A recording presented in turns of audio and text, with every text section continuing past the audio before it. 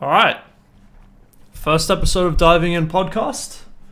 So let's start off. So this is just going to be kind of an informal discussion about our channel and certain aspects of gaming.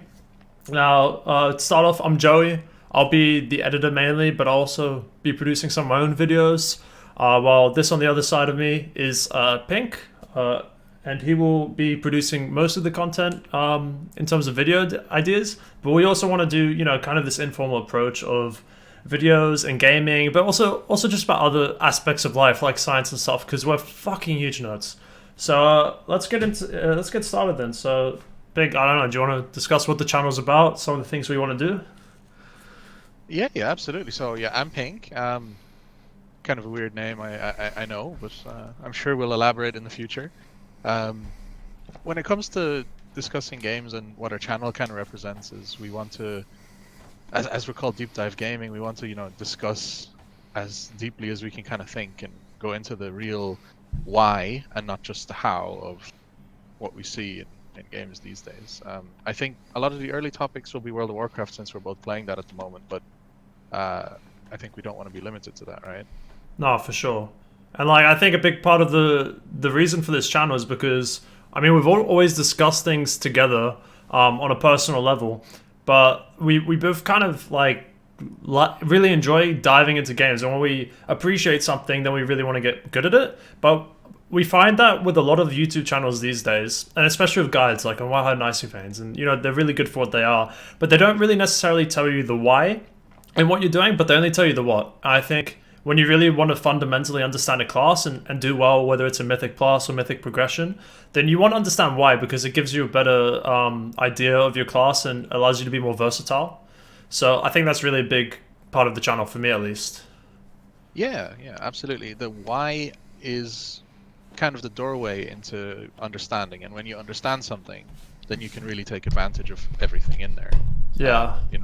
I think the best example for me is even when I was younger, just doing math in school, our teacher would tell us what to do. They'd give us the formulas and say it's literally just as simple as that. Same in physics. But for me, I was only ever good at math when I understood why I was actually kind of putting in those formulas. And I always found that I ended up making shortcuts or kind of different alterations to these formulae, even though my teacher told me not to use them. But I just found it better because I understood why. So I guess it kind of applies to gaming in the same sense, because if I don't understand why a class works, I'm not going to be able to play it well. And we kind of think that that sort of approach kind of will help a lot of people improve. And we just want to really elaborate on our passion for gaming and just make a channel based around that. Yeah, fully agree with everything you said there. Yeah, great. So I guess we can just give some brief ideas of some video concepts we have coming up. So our first video, which is probably going to come around sometime next week, but it depends on the editing process. But we're going to be doing a video on the perceived difficulty and rating. And we're going to mainly be looking at WoW, because that is the game we're both currently playing. We're both Mythic Raiders at the moment. Our guild is currently 9 out of 12, and we're going to be progressing Organoth next week, so that's exciting. But Pink is going to be taking the lead on that video. And I don't know, do you want to give some highlights or sneak peeks about what the video discusses? Oh, sneak peeks, yeah, absolutely. I can just pull up a little bit of the script, and I won't actually read anything from it directly, but I think, going over kind of maybe the structure to get people excited and seeing how it goes, really. No, wait, that's the wrong folder. Good shit. That's how it is, man. I gotta prepare for this better, man. I'm just literally here derping on hard Yeah, stuff. but while you find your folder, I do really want to preface that the point of these podcasts is literally just for us to talk, because we talk all the time, and it's normally about gaming anyway. So I think it makes complete sense for us just to stream it for an hour, however long it takes, and just make jokes and but actually give opinions and things. And if people in chat want to join in and ask a question, then we're more than happy to talk about it or answer something. Doesn't matter if you're new or old. So yeah, just feel free to join in. It's really just about having a chat with everyone. For sure. But yeah, no, I've got the script up. So basically, what I have it called right now is perceived difficulty rating. But I kind of want it to be more of an opinion piece about how we perceive difficulty in group content in general, not just rating. But of course, it'll focus on rating as kind of the vehicle to present the data. Um, so the sneak peek would be kind of like looking at how do we identify difficulty and how do we see different things like is a raid encounter difficult, or is it hard to deal with specific mechanics, or is playing your class hard, or everything kind of in and around that realm of possibility, really.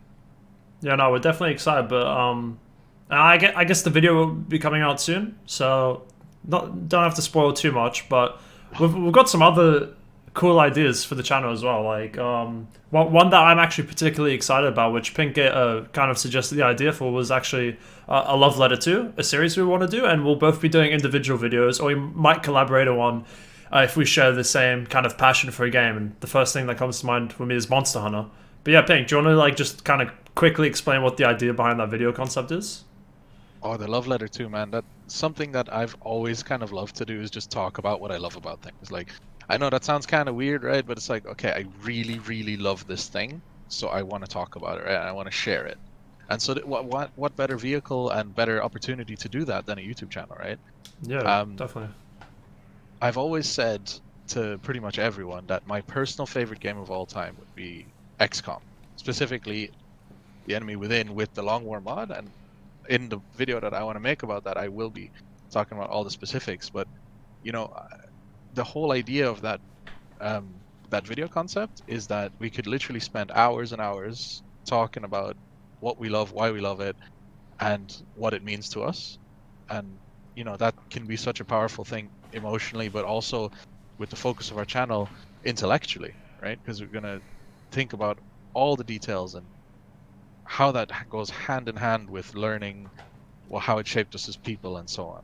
Yeah, no, I personally love the video idea because there's so many games which people have played and it's actually moved them and kind of become a part of their life in a way. And I think that really reflects. But then there's so many people that might not have even heard of the game or known that it was so good. And so, if they maybe give the game a try and really enjoy it, then it's great. If they tried it and didn't enjoy it, then at least they knew that like it was really good for other people. So like, for you, Pink, you just said that XCOM was like a really great example for you. And before you even told me about it, I haven't heard of it. I still haven't played it, to be honest, but maybe when you put out that video, I'll give it a try. But like, yeah. But for me, like, the first video game that I thought of was Borderlands. Like, I know a lot of people have played it, but just the sheer, like, the sheer humor and fun in that game is unrivaled. It's just silly and mindless fun, and I love it. And, like, those are the kind of things where you want to talk about. Maybe someone watch it and think, oh, well, that game isn't for me, and, there's some footage in the background. Maybe other people think, like, why the fuck have I not played that? And so I think that's really awesome. And it kind of, like, diversifies, because, we both really enjoy WoW, and, like, we're doing Mythic Progression, but it's not all we want to talk about. We want to kind of broaden our horizons a bit, maybe experiment with new games, and just talk about ones we've loved in the past. So, yeah, I'm excited for that. Big love in the past, that's important. Like, definitely for both of us, like, I guess one video I could see us working on collaboratively is with Remnant from the Ashes. I mean, that game came out of nowhere, and we started playing it together on the hardest difficulty, and it was so much fun. Like, the power levels in that game, which you go, and the actual difficulty of the content was really rewarding. So it was an insane ride. It was really good. It was fun. And we actually really kind of dragged that game out for as long as we could, just because we found it like really fun. We farmed the content. We had a tough time with the last bosses, but like it was also just nice, like playing with a friend. That game was a really cool take on what it was. I thought it was really unique, at least anyway. Yeah. It was like So another game we've been playing recently a little bit is Valorant, obviously, because it's the new hot shit, right? Everyone's doing a bit of Valorant. You've got drops on your stream as well when you're playing Valorant and all that kind of stuff. So it's a big thing. But I never enjoyed shooters that much. But Remnant from the Ashes is kind of an exception to that, because it's a shooter, third person, admittedly, but there's so many like little niches and interesting stuff that came up while playing it that it just kind of made it unique. I mean, the boss fights were cool because it felt like our experience in Mythic raiding actually helped us a lot with some of the fights.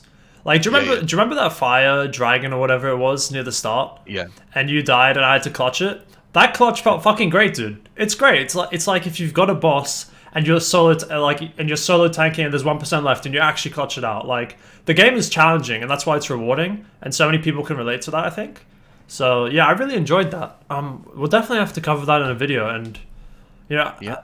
as for the rate of our videos, right now we're looking at 1 to 2 per week, but we are just getting started, so it really does come down to organizing footage and like me getting back into editing because it's been a few years since I've done it. But once we get rolling, yeah, it should look pretty consistent. So we're really excited for that.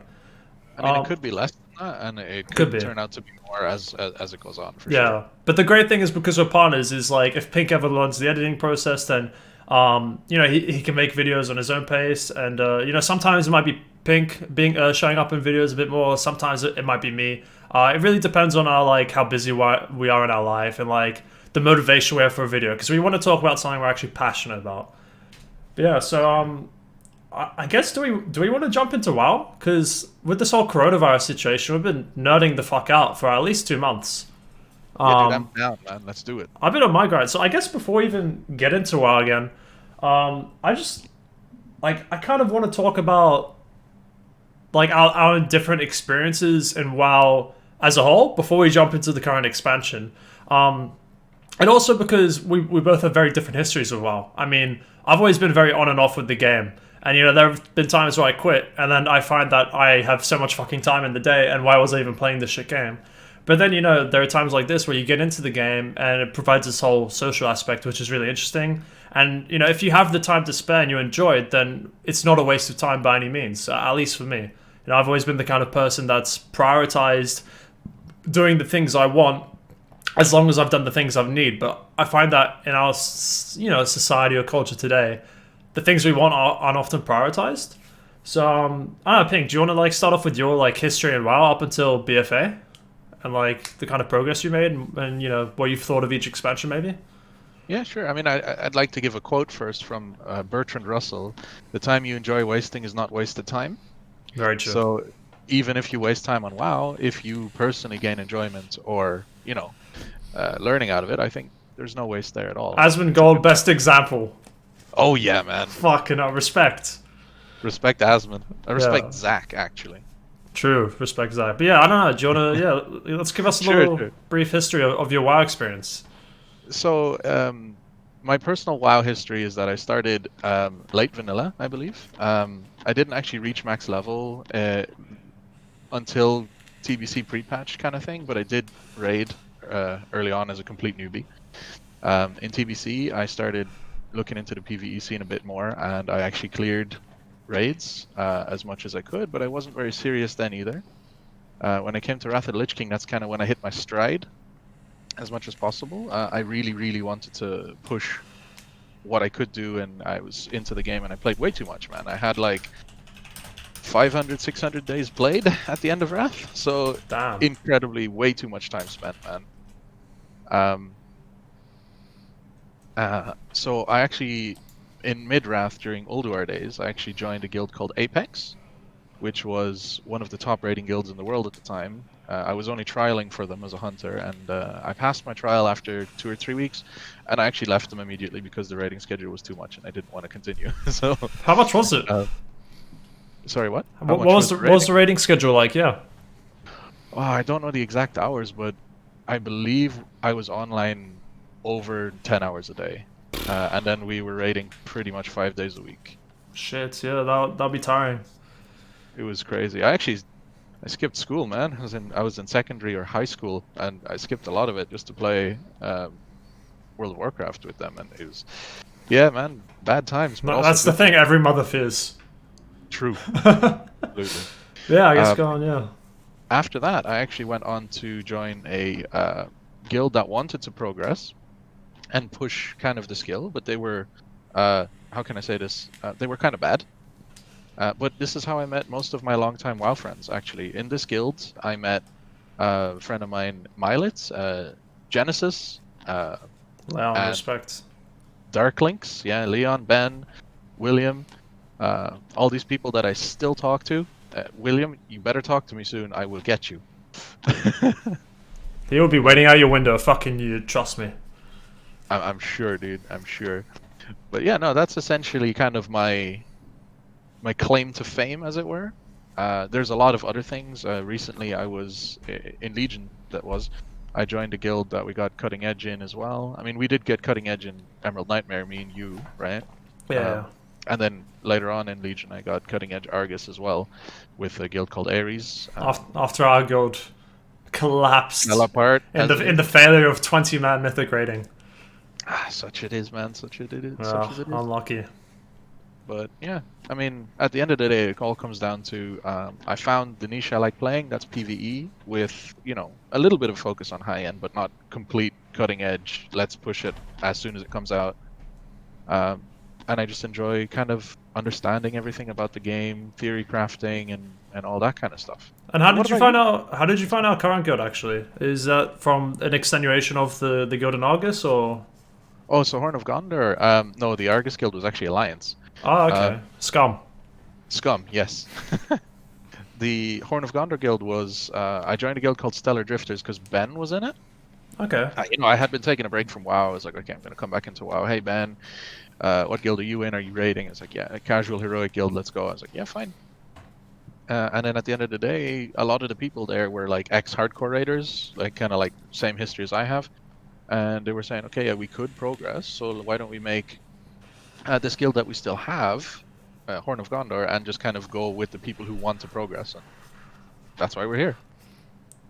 Yeah, and then so I guess I can kind of follow into your last point about the girl, but with my story. But my story is much less broad. I actually was best friends with this player called Genesis. His name in real life is Leon, and he's been my best friend since I was 12, and I used to shit on him for playing WoW. I thought it was a game for nerds and virgins, and I mean, it kind of is. I haven't had it's fucking coronavirus. Let's be real, we're not getting any. But but yeah, around shut up, dude. You got a girlfriend's cheating. Anyway, but yeah, around the time I was like 14, I think he kind of convinced me to start playing WoW, and this was right towards the end of Mists of Pandaria. So he was playing Destruction Warlock, and honestly, the best player I've ever seen. And I think if he kept playing WoW, instead of playing Classic like a fucking loser now, then he could easily, be in one of the top guilds. He's the craziest player. He can pick up any class. It's great. So, needless to say, I had a really good teacher going to World of Warcraft. And so the day I hit 90, I got invited by Leon, and instantly got my curve. Thank you. Didn't even have to pay. Respect. But yeah, so I was playing a Destruction Warlock, and he kind of told me the ins and outs, and I reckon I had about 3 months of playtime in Mists of Pandaria, and during that time I played, I started off with Destruction Warlock, but then towards the end I was actually mostly playing Feral Druid and Blood Death Knight, because I really liked the class fantasy of Druid and being able to shapeshift with all the forms how it was then. And I loved Blood DK just for tanking, and it felt great. Like with some fights like Malkorok and Garrosh, it was just really fun. And it was also easy to get into groups, which is nice because I was pugging at the time. But then start Warlords of Draenor, and I'd only been playing the game for 3 months at that time. And Leon told me to just join his guild, which is how I actually met Pink and a few other players which are still in the guild, like Ben, Cal, and Will doesn't play anymore. But they're all great players, and I've known them since. Which is great, and that's honestly probably been like the best thing about WoW, my experience, is because of these social bonds. But so I started playing Feral Druid and WoD, and I actually did pretty decently, all things considered. Especially because I hadn't played the game that long. But yeah, we were progressing Mythic, and I can't remember how much we did exactly. But I re-rolled to Warrior in Blackrock Foundry. And I can't remember how much Mythic we had in Blackrock Foundry, but we were doing like Mythic progress. But then because of the changes to Mythic rating, our guild kind of collapsed at the end of Blackrock Foundry, and I stopped playing in WoD. But then, come Legion, and I was actually living in Australia at the time. And I thought, okay, well, fuck it. I'm in Australia now, but I can still play with consistent ping. So it was a stable 330 ping that I played with. And because of that, I kind of had to re-roll a few classes because of the lag issues. Like, for example, when I started playing Havoc Demon Hunter, but whenever I fell rush, it would literally teleport me back, and I just couldn't play the class. So I ended up playing Enhancement Shaman for the lot of that expansion, and we got Cutting Edge and Emerald Nightmare, and we were progressing Mythic and the Nighthold quite well, except we were stuck on what's his name again? The vampire cunt? Oh, sorry, Oh Pink. man. Yeah, Yeah, sorry. yeah. Yeah, okay, you're good. Yeah. So, who was the vampire? I I can't even remembered it remember. last time. Yeah, you did. But yeah, It's we not were. Varamathras, but No, yeah, definitely not. But yeah, so we were progressing Mythic, and our guild kind of collapsed in the same way, but because we had a clear set of players that were kind of better than the others, and we were all aware of it. And because of attendance issues with the whole 20-man roster, our guild collapsed again. And because for me, the whole social element of WoW is really the important part for me, I just stopped playing again. But I like we both agree, like to this day, we talk about it. But if we could have had a 10-man roster with the core members, then I honestly think we could have, gone cutting edge on every single raid very consistently. I mean, we were like the core foundation of our roster was actually really, really solid, but we just had a few players and unfortunate trials. But yeah, so come into happened. yeah happens. Yeah, I mean every guild struggles with it. Yeah, skill gap is unavoidable.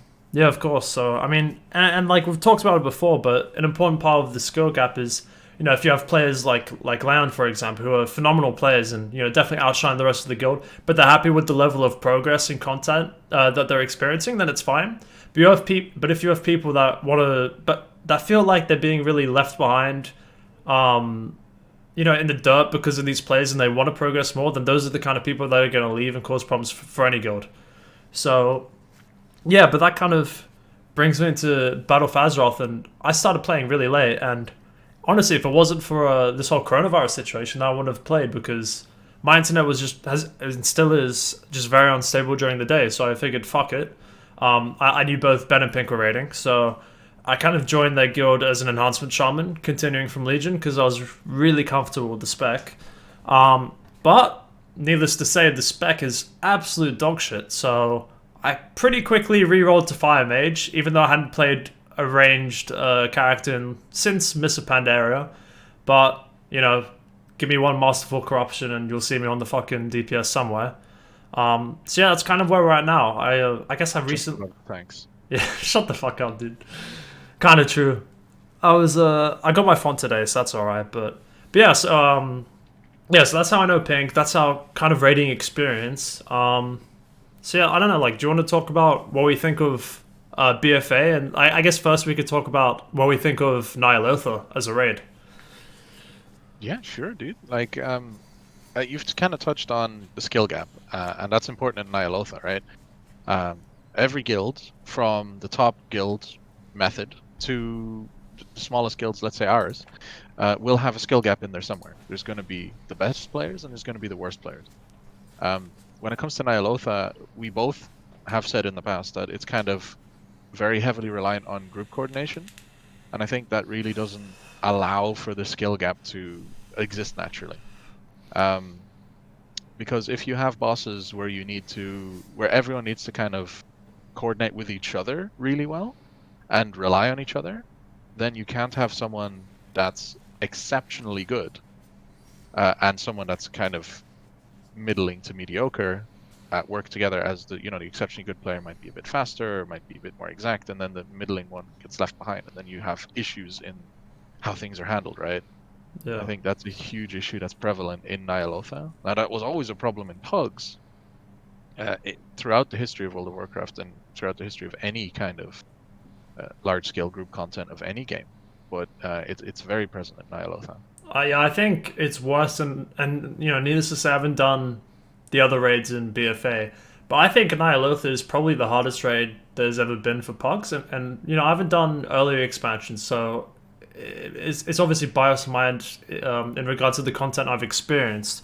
But your fights like Raden, Vexiona, Carapace, and Azoth, and even fights like Zanesh, where you heavily rely on the coordination between teammates and people in the party, and oftentimes or at least in other raids, that there could be the majority of fights in which if one person dies, it doesn't really matter because other people and more talented players can pick up the slack.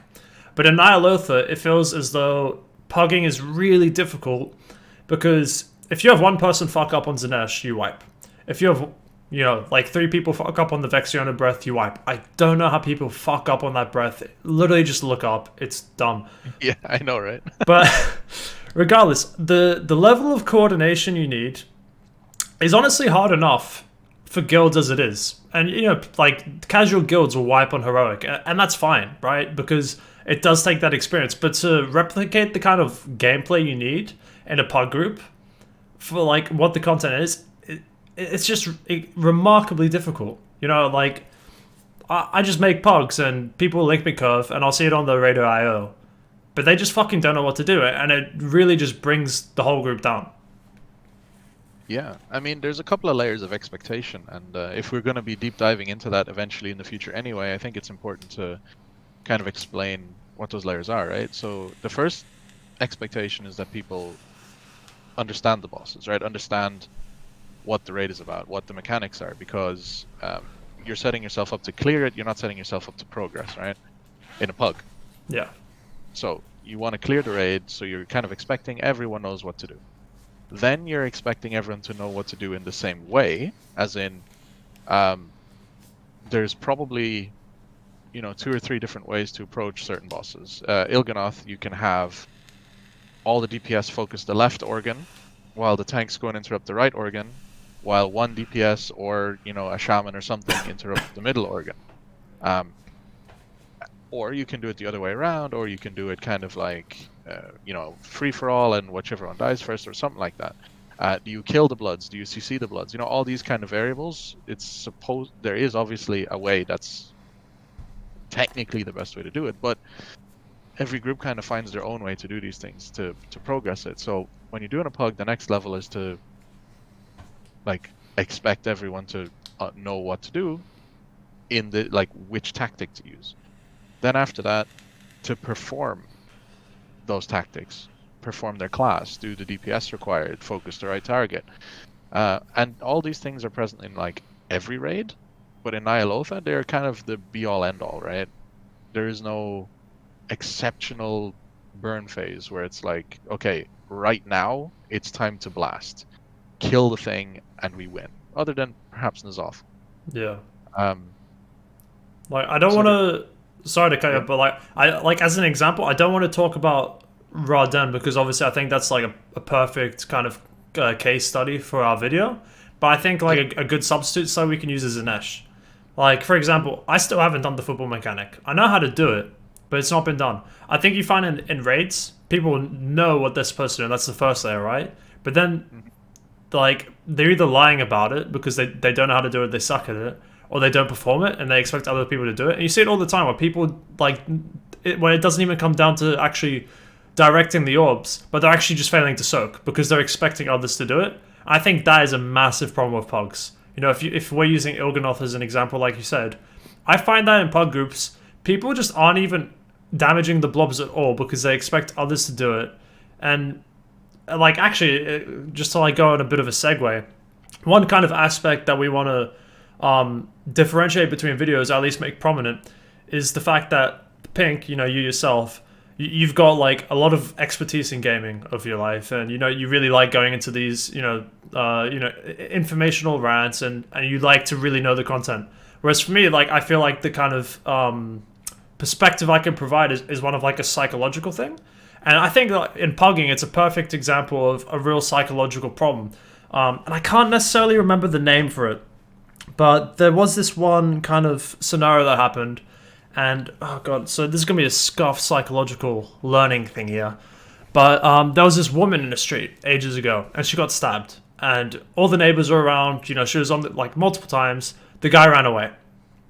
Now everyone at her is inside. They're looking out the window. They can hear her scream. They can hear her asking for help. They can hear her just like asking for someone to save her life. It's such an easy thing if someone just comes down and helps her and calls. But because there are so many other people around them, they're actually scared to do anything because they feel as though another person that is witnessing the event actually has like superior capability in that situation. And I feel that's a big problem that you can relate to pugs. Now, I can't remember the exact name of it, but it's normal to think if you're in a pug and you're not exactly sure what to do, then it's better to leave it to someone else. But then you have that kind of mentality among everyone, and it's only a few people actually doing the mechanics, which leads to a wipe. Especially in Ny'alotha. Especially in Ny'alotha. Is it the bystander effect? Yes, that's it. Thank you. It's the bystander effect. It was on the tip of my tongue, but Yeah, it's the bystander effect. So I feel like that's a really kind of prominent variable in pugging, and I think it's exacerbated by the need for such strong coordination, especially in pug groups. Yeah, for sure. When you don't know each other and you kind of feel pressured to be perfect or not do it at all, right? Mm-hmm. And then most people are not perfect, cannot be perfect, and then they don't do it. I mean, even in mean pugs, I know what the fuck to do. I've done raw dead mythic, and if I'm pugging heroic, then I just won't even like stand at the Vita because someone else can do it. But you know, it's that kind of expectation of thinking that others can do it, which can actually allow a wipe. So in itself, that's an unhealthy thinking process.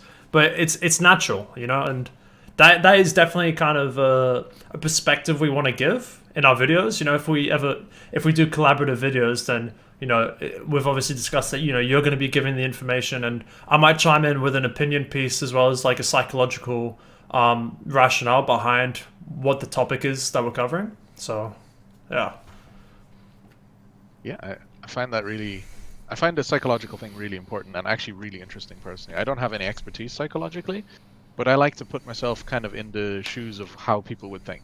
Well, you knew the name of the bystander effect, so you got me beat there. I just know the name of random shit, dude. Fair enough. But yeah, I don't know. So, like, what's actually? I'm curious. What's your favorite fight in Nihiloth, dude? Favorite fight? Oh my god.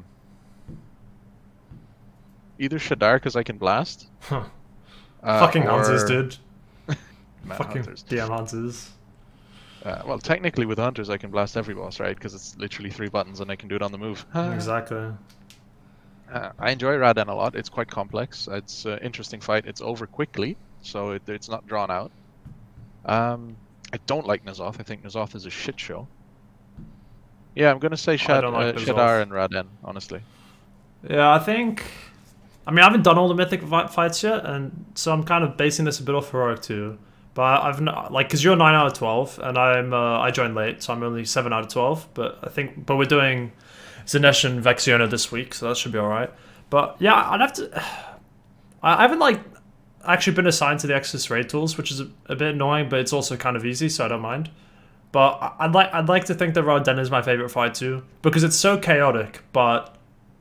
And even though you can make it a bit more manageable with the weak aura, it is like quick, and I think the actual idea of the fight is really interesting. I mean, you have fights like Rathion, Mort, and Skitcher, which are just boring as fuck because there's nothing new, and it's like for the most part, and it's really easy. And I feel like the mythic fights in this expansion, at least in this raid tier, don't really add much that's new. No, they don't really, right? They don't. Even, you know, you've got N'Zoth, the final boss of the last raid tier. And what do you get? Like, you always have Paranoia. And you get to go into the Chamber of Heart, which is fucking boring. And then you're just fighting this fucking circle in the ground, which looks like just a tumorous vagina. Big swollen testicle, you know. Blue like, it's just not exciting, you know? I mean, we were kind of talking about this before, but, you know, like, I feel like as a final boss, it lacks that oomph. You know, like when I think about fights like Garish Hellscream or Gul'dan or Blackhand, and those are fights that really excited me. And the mechanics are super cool and like obviously very tied to the lore. And it's not that it isn't the case in this situation, but it's just boring. I've always hated those fights, like Il'gynoth and you know N'Zoth, where it's kind of like ad management. And sure, there's like tactics which can be quite challenging, obviously because it's the final boss. But it's just not exciting, you know? It doesn't feel like I'm saving fucking Azeroth. It feels like I'm recreating Lord of the Rings, you know? Yeah. I don't like trash fights in general. Yeah, I don't understand why they keep introducing fights like, you know, Il'gynoth and Blast Furnace and things like that, because it's not exciting. You know, we've got enough trash to deal with, and we're desperately trying to find ways to skip it, like Death Skipping and Shroud, like we see it all the time. Which I still don't get. N'Zoth is so shit in comparison to Argus. Yeah, so go easy in our good. Yeah, I agree. I actually, I don't even remember doing Argus, but I've got ahead of the curve. But that fight was sick, especially in Mythic. Because I run it for the transmog, and when he just like pulls you all up and slashes you with his scythe, like, you know you're fighting a motherfucking gangster. But dude, Argus was so good. I loved the Argus fight, man. Argus was great. Like, it tied in like perfectly to the lore. He was a fucking just giga badass. He was the Chad of raids, you know? And he was so cool to fight. Like, if you beat him, then like it feels very like it feels cool, man. It makes you feel good because you beat a hard fight, and like the idea behind that fight is cool. You know, you're fighting this fucking thing which is huge and fucking one shots you, but because of these other aspects, you know, you get to kill it. But like then the Zoth, it's like, dude, it's like we may as well kill a fucking lizard with like 10 eyes. I don't know. Yeah, and the ending is really important too, right? When you finally defeat Argus, it was like, yes, like this feels earned, right? I killed a Titan, I defeated a Titan. It was a good time. The fight was intense, and there was loads of moments where it was like, you know, progression. But N'Zoth is just like, oh, he's dead. Okay. Yeah, it's like I don't want to say that it's really scripted, but it doesn't feel as intense and fast paced as most mythic bosses have. You know, you think of Gul'dan as a great example, and Blackhand is a great example, and Argus is a great example. You know, you get to this last phase, and yes, like most end mythic bosses are going to be a bit of a burn. So is N'Zoth, but it doesn't feel exciting. But instead, it feels like something you manage. You know, sure, you get the shit on the ground, and you've got paranoia, and you move, but you're just killing this blob. Whereas Argus is literally killing you, and then you come back to life and kill it. Like it just pales in comparison. I think it's kind of like it's kind of been a disappointing raid tier for me. It's the fantasy. You know what I don't understand, and I'd like to ask, you know, people in chat as well.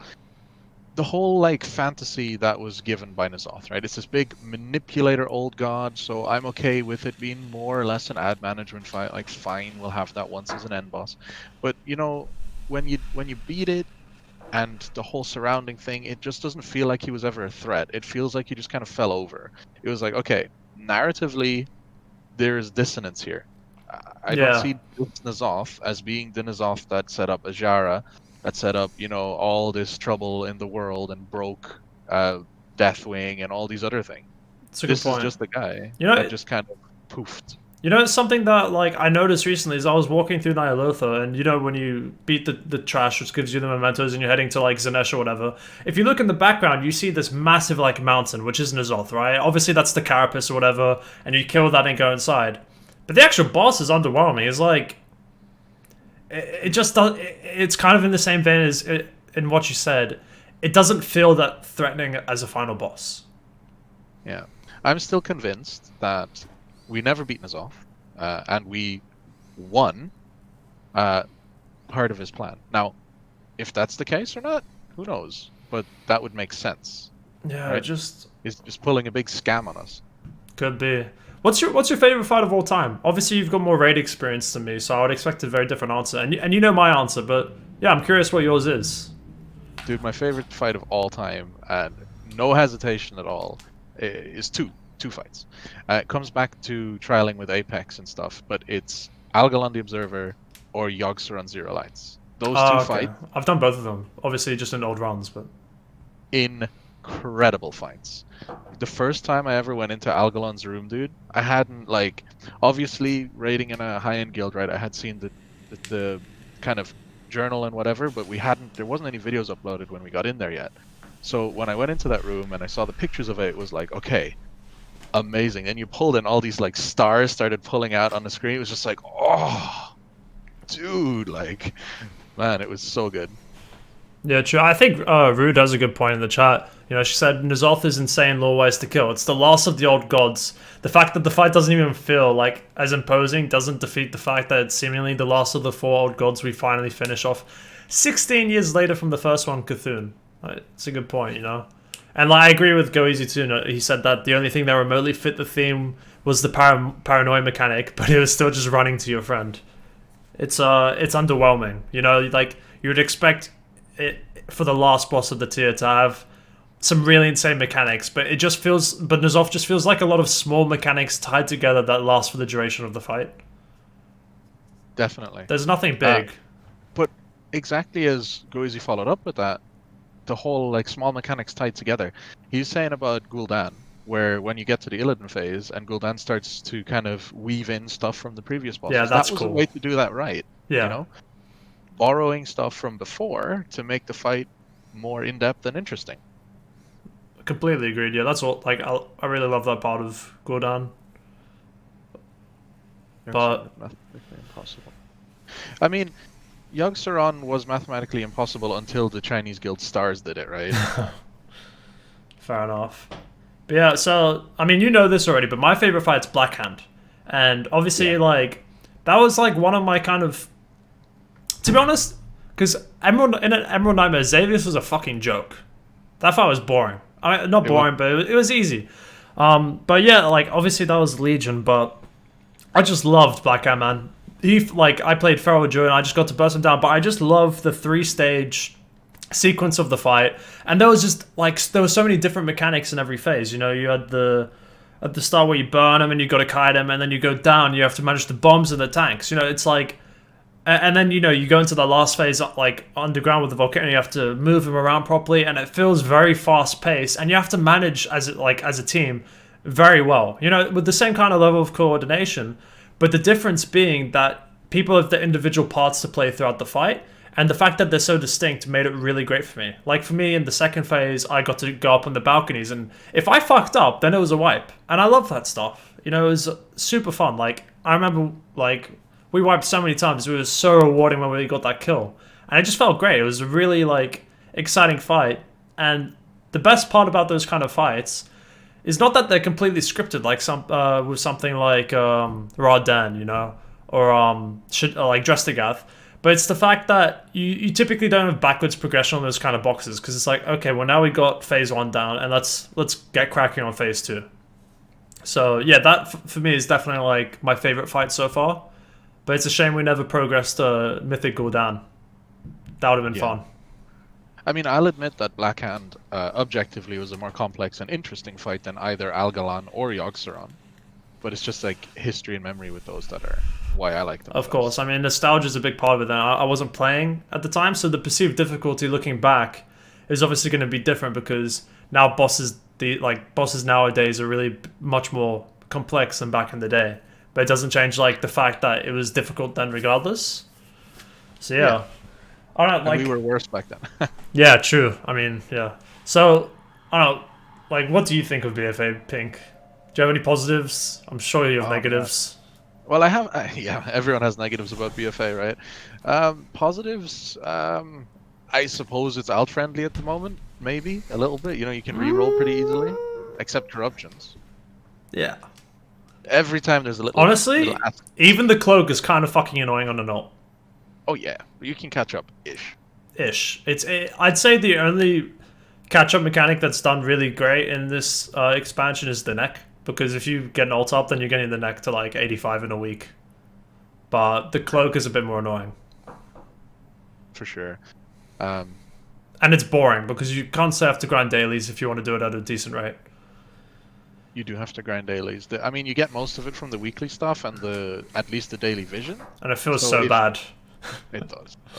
The dailies themselves only give what 2,000 coalesced, no, 2,500 coalesced visions or something every day. But that's still, you know, an extra vessel every 5 days. So Yeah. It adds up, but it's annoying because all the dailies are so contested. You know, if you want to save those fucking villages in Autumn, good luck just camping on the same one, dude, because it's boring. Yeah, they screwed the spawn rates and stuff. Like It's really they did fucked. that right on they did that right in Legion though, where you know They did. there was those kind of group areas where you had to do things. You know, random stuff. You have to click this, you have to free that, you have to kill those demons. And in Legion, there was always something available for you to do. Always something available for you to click. And here Interesting. Yeah. sometimes- yeah. Interestingly, it's done somewhat correctly inside the secondary visions, the daily visions, where, you know, if you have to close like 3 void portals, right, inside the visions, they respawn remarkably quickly. But if you're having to close like, you know, say kill the void keepers, or, you know, just do other shit, then it's so tedious. It takes ages to find. It's annoying. So I don't like that, but I don't know. No, I agree. They kind of had to make it more available inside the vision since you're still limited by sanity. Yeah, that's a good point. So On that note, though, I had the 3 void portal thing. No, sorry, no, it wasn't the 3 void portal thing. It was the save villagers one. that's annoying inside the visions. On a fresh alt that had like rank 1 cloak, and I nearly ran out of sanity, dude. Like I was Jesus Christ, man. this close. That's dumb. Yeah, I know. So what's your favorite thing about BFA? Honestly, and this is going to be kind of, I think, contested, but class balance. I think class balance is in a really good space. Says the BM Hunter. I mean, obviously, it's not fair, but like classes, if we don't account for corruption, are all within 8% of each other, roughly, right? Played perfectly. Now, obviously, no one plays perfectly, and that exacerbates differences. You don't have to point me out. Why are you doing that? I'm pointing myself out. I can't play a BM Hunter, right? I'm useless. Yeah, fair But enough. like, class balance, I think, is remarkably well done. It's been better than in the past. I mean, you think of Legion, and Shadow Priest was dominant for the whole expansion, for the most part. It was ridiculous. There's still literally unplayable specs right now. I don't think there's any unplayable specs right now. There is very few. Like, for example, let's take the least played spec in the whole game is the Subtlety Rogue. I agree that the Subtlety Rogue is pretty unplayable in the sense that it can't compete with Assassination or Outlaw in terms of the utility it brings and the general DPS it can do. But it is within, what, 10% on the logs of performance? So you don't actually lose that much by bringing a Subtlety Rogue. Yeah, I think it's a good point. I mean, even if you look at the top class, which is Fire Mage, hi. Hey, hello. Then you're still very close to, you've got Arms Warrior, Destruction Warlock, BM Hunter, all within a very tight range. And those classes excel at very different things, which is good. BM Hunter, in all fairness, is quite fucking well-rounded. But, like, I think it really is a function of the content of the raid at the moment. There are a lot of cleave fights and AoE fights, Hive Mind being the best example for Fire Mage, where certain classes can shine, and that is obviously a thing in every expansion, but it is normally hyped up on steroids, with things like Destruction Warlock and Mists of Pandaria with Kill Jaden's Cunning and Fire and Brimstone, which is fucked. And, like the Shadow Priest and Legion, like, there are normally very, like, classes which are very distinct from the others, but in this case, even the top classes are actually quite close to the ones below it.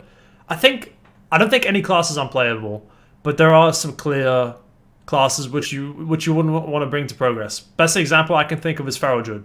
Obviously sub-rogue, but like, for example, I actually geared my Druid because I've loved it since Mists of Pandaria, even though it feels like shit now, and it's really easy. And a big part of the reason I love the class was because of how hard it was to manage, your dots and your uptime and things, which they kind of scuffed a bit. But I got it to 467 eye level, and I got actually really good corruptions on it because it's an ult, and of course you're going to get good corruptions on your ult and not your main. But I stemmed at 51k. Like, meanwhile, like, my enhancement shaman, which is still a shit spec, and all things considered, was something like, well, at that point, it was something like 60, it was something like 20k higher, 15 to 20k higher. It's a joke, dude. Like, I think some of the classes you don't want to bring to progress, but if you really enjoy a class, you want to play it, and you're good at it, then you can still bring it to Mythic progress, as long as you're in, like, a casual kind of guild. Yeah, you can bring these specs to killing Mythic N'Zoth, but you'll never bring them on World Firsts or, proper progression. Of course, there you need 10 Fire Mages. Exactly. There's disadvantages to bringing them, but they're not fatal. Like, they're not... What's the best example? They're not like... They're not a hindrance. Well, a little bit, maybe. Okay, yeah. But they're not... you got Stampeding Raw. They're not like TBC Shadow Priest or something, vanilla Shadow Priest DPS. Boom Justice for Windwalker. Yeah, I don't see any Windwalkers at the moment. Fun spec, though, all things considered. Or like, when in TBC you had Shadow Priest literally just for the mana battery. They did nothing. They did no DPS. They basically couldn't heal much. It's just like, okay, yeah, you're there to give our healers mana. One thing I've noticed more recently is that a lot of classes that had really good utility now just lack it. Pharaoh Druid's a good example where you had Stampeding Roar, but now you just don't need it. And Hansen Shaman is another good example where you had you still have Windrush Totem, but it's like, in comparison to other classes, it's not useful. I mean, look at Warlocks. They have fucking like portals, right, to summon people. They have Healthstones. They have fucking gateways. Like, they are just overloaded on utility for raids. It's crazy. And then on top of that, they're like one of the highest logging classes at the moment. I mean, you've got some classes which just like far outshine the utility that other classes used to have. I mean, I remember when we did Orgorge and I was playing Feral Druid, we needed the two stampeding roles. Yeah. And I was one of them, but now it's just it's kind of being stripped away, and some classes are getting it back in Shadowlands, and others are still not really like losing it. Like Druid's getting fucked. Feral's fucked it. Now every spec is getting stampeding raw some shit. Don't even tell me. Oh, I don't want to know why, but Well, at least then you can bring a druid and your moonkin can stampeding roar, because Owl's scream is really horrendous. Have you heard an owl scream? Damn, dude. True. But yeah, what's your least favorite thing about BFA Pink? And I'm sure it's gonna be the same for everyone. But corruptions. Corruptions. Let's talk about that. I guess. Should I talk about my favorite thing before we jump into the whole corruption debate? Yeah, dude, go. Bro, I don't even have a favorite thing. Like, I guess, man, I don't know. I feel like so. My favorite thing isn't necessarily going to be controversial, but it's also not going to be much of a positive. I like what they were going for. Okay. I like how they were going for the semi-legendary aspect with Azerite gear. I like how they were introducing power with Azerite essences. I honestly like the idea for corruptions, right? Like, just thinking on baseline, it's a cool idea because you get this kind of exponential power level, but the way they actually implemented into the game just created a massive divide in skill and RNG. I think the Azerite gear by itself is cool. It's fine. It's just fucking annoying that you have to get different Azerite pieces for different specs. That's problem one. Yeah. With the essences, it's completely fine that they're there, and they make the classes more exciting. But until they introduced Echoes of Nyalotha, it was fucking annoying on alts. That's problem two. The corruption system is obviously a bigger problem we're going to talk about now. But the idea of it is great.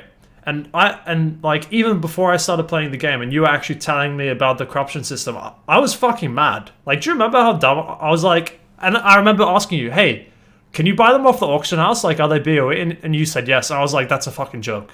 It's so dumb. It just literally makes the game to pay to win. But the big problem with the corruption is obviously the RNG factor, because they removed Titan Forging because it was too RNG.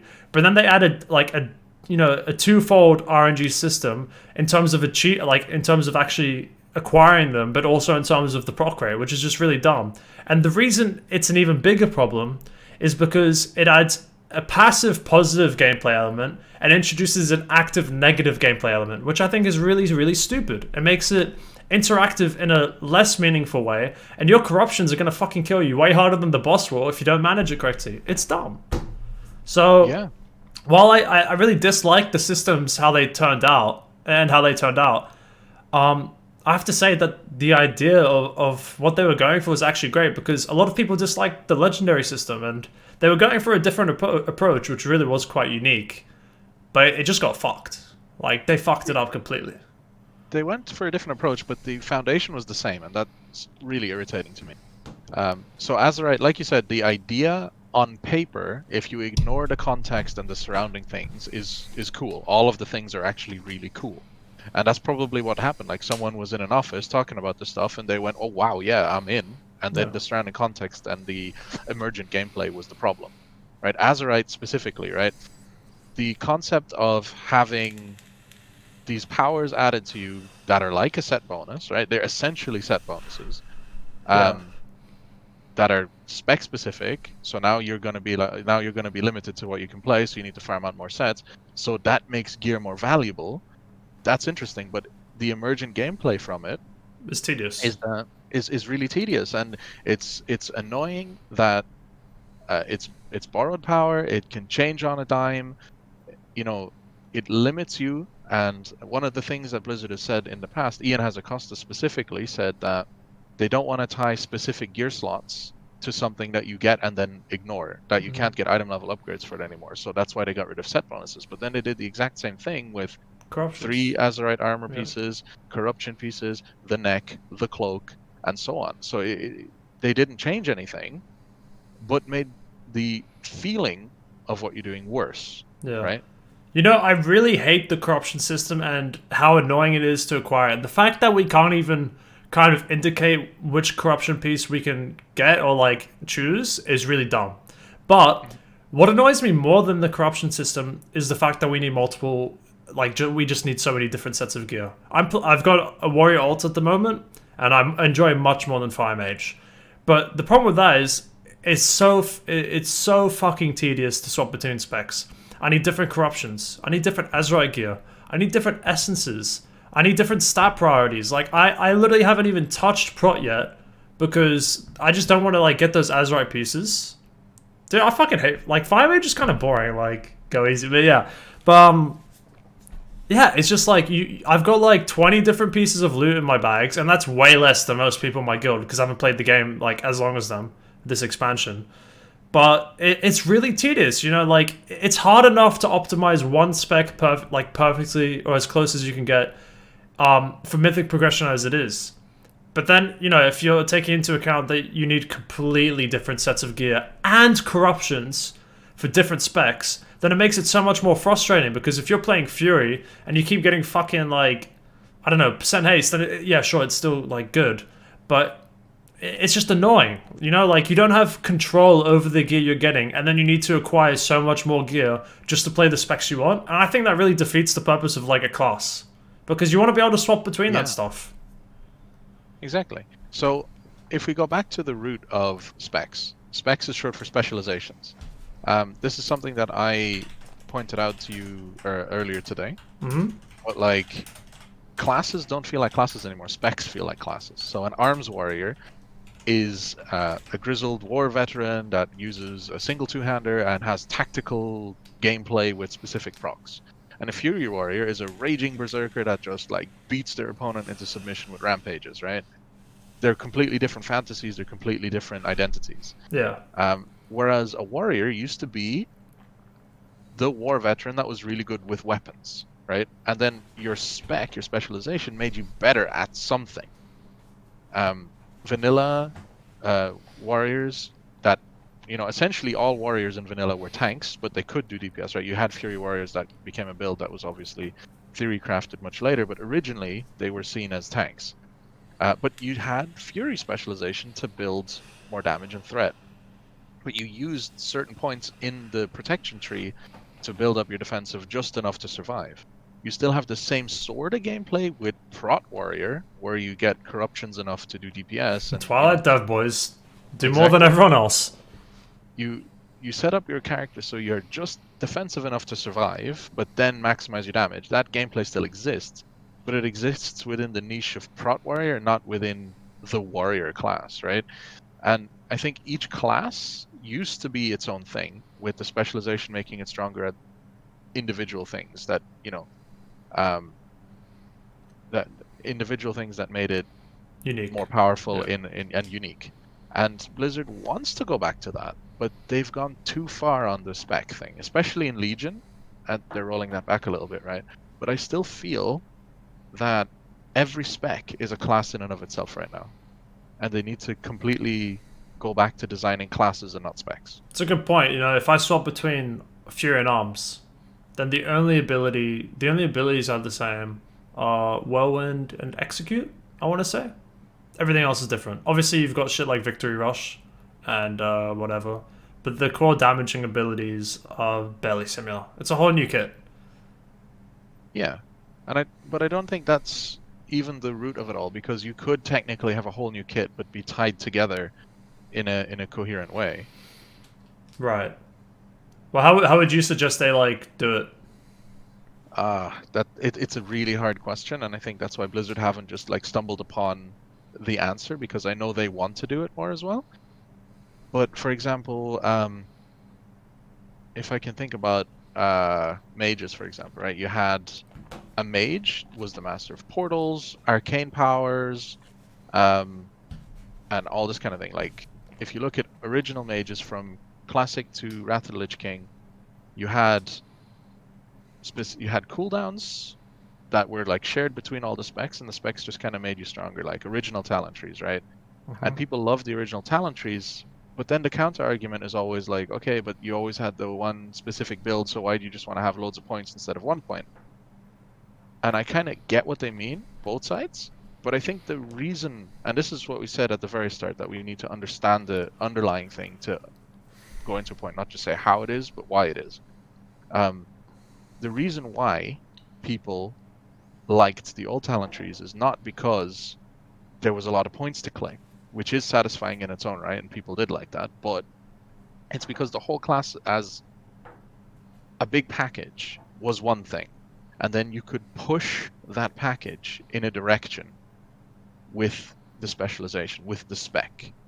If you're playing a mage, you used if you're playing a mage and you went Frost, you used Frostbolts and Blizzard to DPS, but you also fit in Arcane Explosions, you used Arcane Power, you used Presence of Mind, you might have thrown in a Fire Blast here or there, and that was an artifact, an emergent set of gameplay, because the mage class as a whole manipulated arcane magics and all elements. They want to go back to that. They gave Fire Blast as a baseline. They gave Frostbolt, Fireball as a baseline. But you're still not going to use them in Shadowlands because they don't fit this hyper-specialized Fire Mage template or Arcane Mage template, right? Yeah, I guess we're going to have to see how they really, like, handle that going into the pre-patch and stuff, because who knows what the numbers are going to be and stuff. But yeah, I do get what you mean with, like, the old talent tree, and like I don't want to, like, necessarily compare it to another game because they're so different, but like you kind of have the same thing in Borderlands, right? Like I think Borderlands 2 playing Krieg is this fucking crazy psycho that has an axe and he like has voices and shit, and he just goes ham, right? You have like these 3 different trees and they have very different effects. You know, one tree, you know, you literally light yourself on fire and do damage and shit. Another one, you turn into a massive raging psycho. Then another one, I don't even know what the fuck you do, but it's pretty intense. But like, the cool part about that is like when you're max level, you can kind of mix and match between different abilities, and having that kind of customization is really neat. And obviously it's a bit different in games like WoW, because you're going to have optimal talent setups, right? You know, if you're in like Mythic Progression, you're going to have to probably change it depending on the fight. And so maybe that's a bit of a problem, but it doesn't change the fact that there is more diversity, and that diversity is very much lost in the current talent trees. I mean, you look at Fire Mage now, and I think this is for most classes as well, but a handful of talents are just default, you know? And it's not necessarily like a class or spec issue, but like in the same vein as you said. But it's still very much an issue. Like, as Fire Mage, you're never taking off Flame On, right? I think that's what it's called, the extra Fire Blast charge. That's just default. It used to be baseline in Legion, but I just don't like that they're taking these old abilities and they're just putting it into the talent tree, but then it becomes mandatory. I think it's really it's really just not non-interactive, and it's not fun to play with. You know, like I think it's nice to be able to play around between talents in different situations. But then that kind of leads into another problem for me, and other people don't necessarily have a problem with this. But for me, I think it's really annoying to have talent rows which have separate passive and active abilities, because I find it really annoying. You know, you have to meddle around with your keybinds, you have to like change this and that. It's really frustrating. I think the consistency between talent trees is really lost. And then the overall class fantasy or the class idea between talent trees is just not there as well, you know? If you're playing Fire Mage, then all your talents are about fire. I mean, sure, you have Ring and Frost and shit, but you're not using it. It's pointless. Exactly. But I'd like to add that it doesn't matter what they're flavored as. You know, it could be Ring of Fire, and instead of rooting them, it disorients them on the spot. Mechanically, it'd play the same. Yeah. But I'd like to tie it back, actually, to the thing where, remember when I said that class balance is pretty good right now? Yeah. I want to tie this back to that a little bit. So, if you bring a feral druid to a raid, why instead of a boomkin druid, right? Why exactly? Instead of saying bring a feral druid, I'd like the question to be bring a druid that does DPS, right? And then the ability to go between feral and boomkin will depend on the fight, what you have to deal with. Okay, but then the problem there is between ranged and melee, no? Well, obviously, but that's why I'm using it as an example, right? You could say shaman, I guess. Oh, that's the same fucking thing. I'm an idiot. But yeah. I don't want... What you mean nostalgia? Because you like this was identity? What it was originally. Class identity, not spec identity. That is the nostalgia. I actually like the approach they're going with Shadowlands so far, from what I've seen. I understand that's not the full class identity that you kind of have in mind.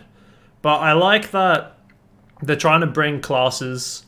they're trying to bring specs, the flavor of their class, while keeping the actual spec unique and like relevant to what it actually is. You know, a great example for me is Shaman. You know, I used to main enhancement Shaman, and I think it's really great that it's a really versatile and adaptive class, and like, but now it just feels underwhelming. You know, you're not healing a Mythic Plus. I mean, you get your Flash of Light. Sorry, not Flash of Light. You get your healing Surge for free, right? And you've got some other things, but you're not a battle mage. You're not ever You're not ever using lightning bolt. You're never using lightning surge, and so you're not really feeling the niche that your spec is supposed to be. You're supposed to be this battle mage, which is really, you know, like adaptive and can do everything. But it's not like that. But then going to Shadowlands, we're looking at Vesper Totem, being activated with healing and damaging spells, and then we're seeing what's it called, Overload, or like, looking at instant lightning bolts and chain lightnings and flame shock being a part of your kit, which is really cool because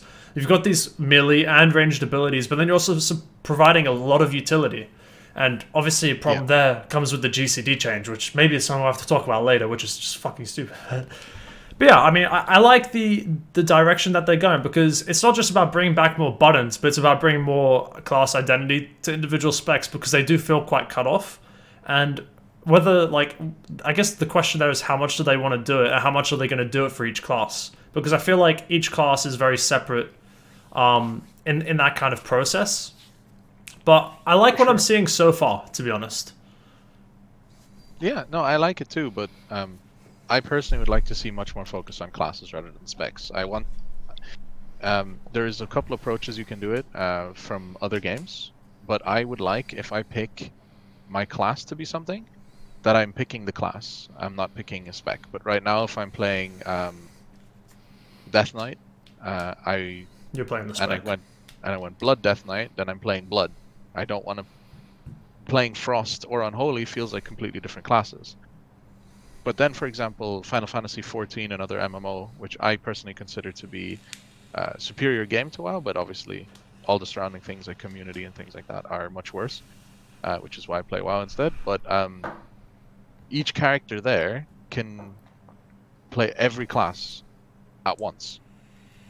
You can level each class on one single character, which is essentially what that's cool. WoW is doing. No alts. In a way.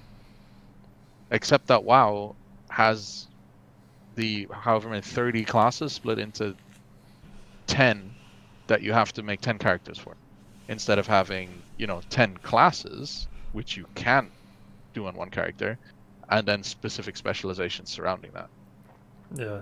No, I can sympathize with you though, because like I said earlier, I used to actually main Druid. And obviously my favorite spec in the class was Feral, but I did enjoy Balance when it was actually fun to play. And Resto was cool too, and I love tanking, so, like Guardian was really awesome too. Like the reason I played the spec was because the class fantasy was there, and also because it was so versatile. If I wanted to play a healer, then I just had to swap a couple pieces and I could be a Resto Druid. If I wanted to tank, then I could do the same, but my priority was with the DPS spec, right? Sure. And that's okay. Yeah, and it was great. I loved it. Like coming into the game, and I got to fill all these different roles was really awesome, because it's the only spec which can do it, except for, Ret Pally or something. Yeah. But even then, you've got 4 specs, melee, ranged, healer, tank. It was fucking awesome.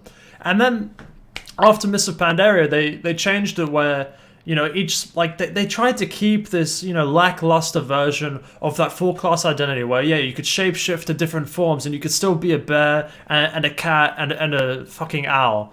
But you just lost all the utility and abilities with the changes. If you're playing, if your spec is Feral, then you're playing Feral Druid, and going to bear form does fucking nothing. Like, sure, you might have been able to, like, taunt and maybe do something, but it was so just not useful.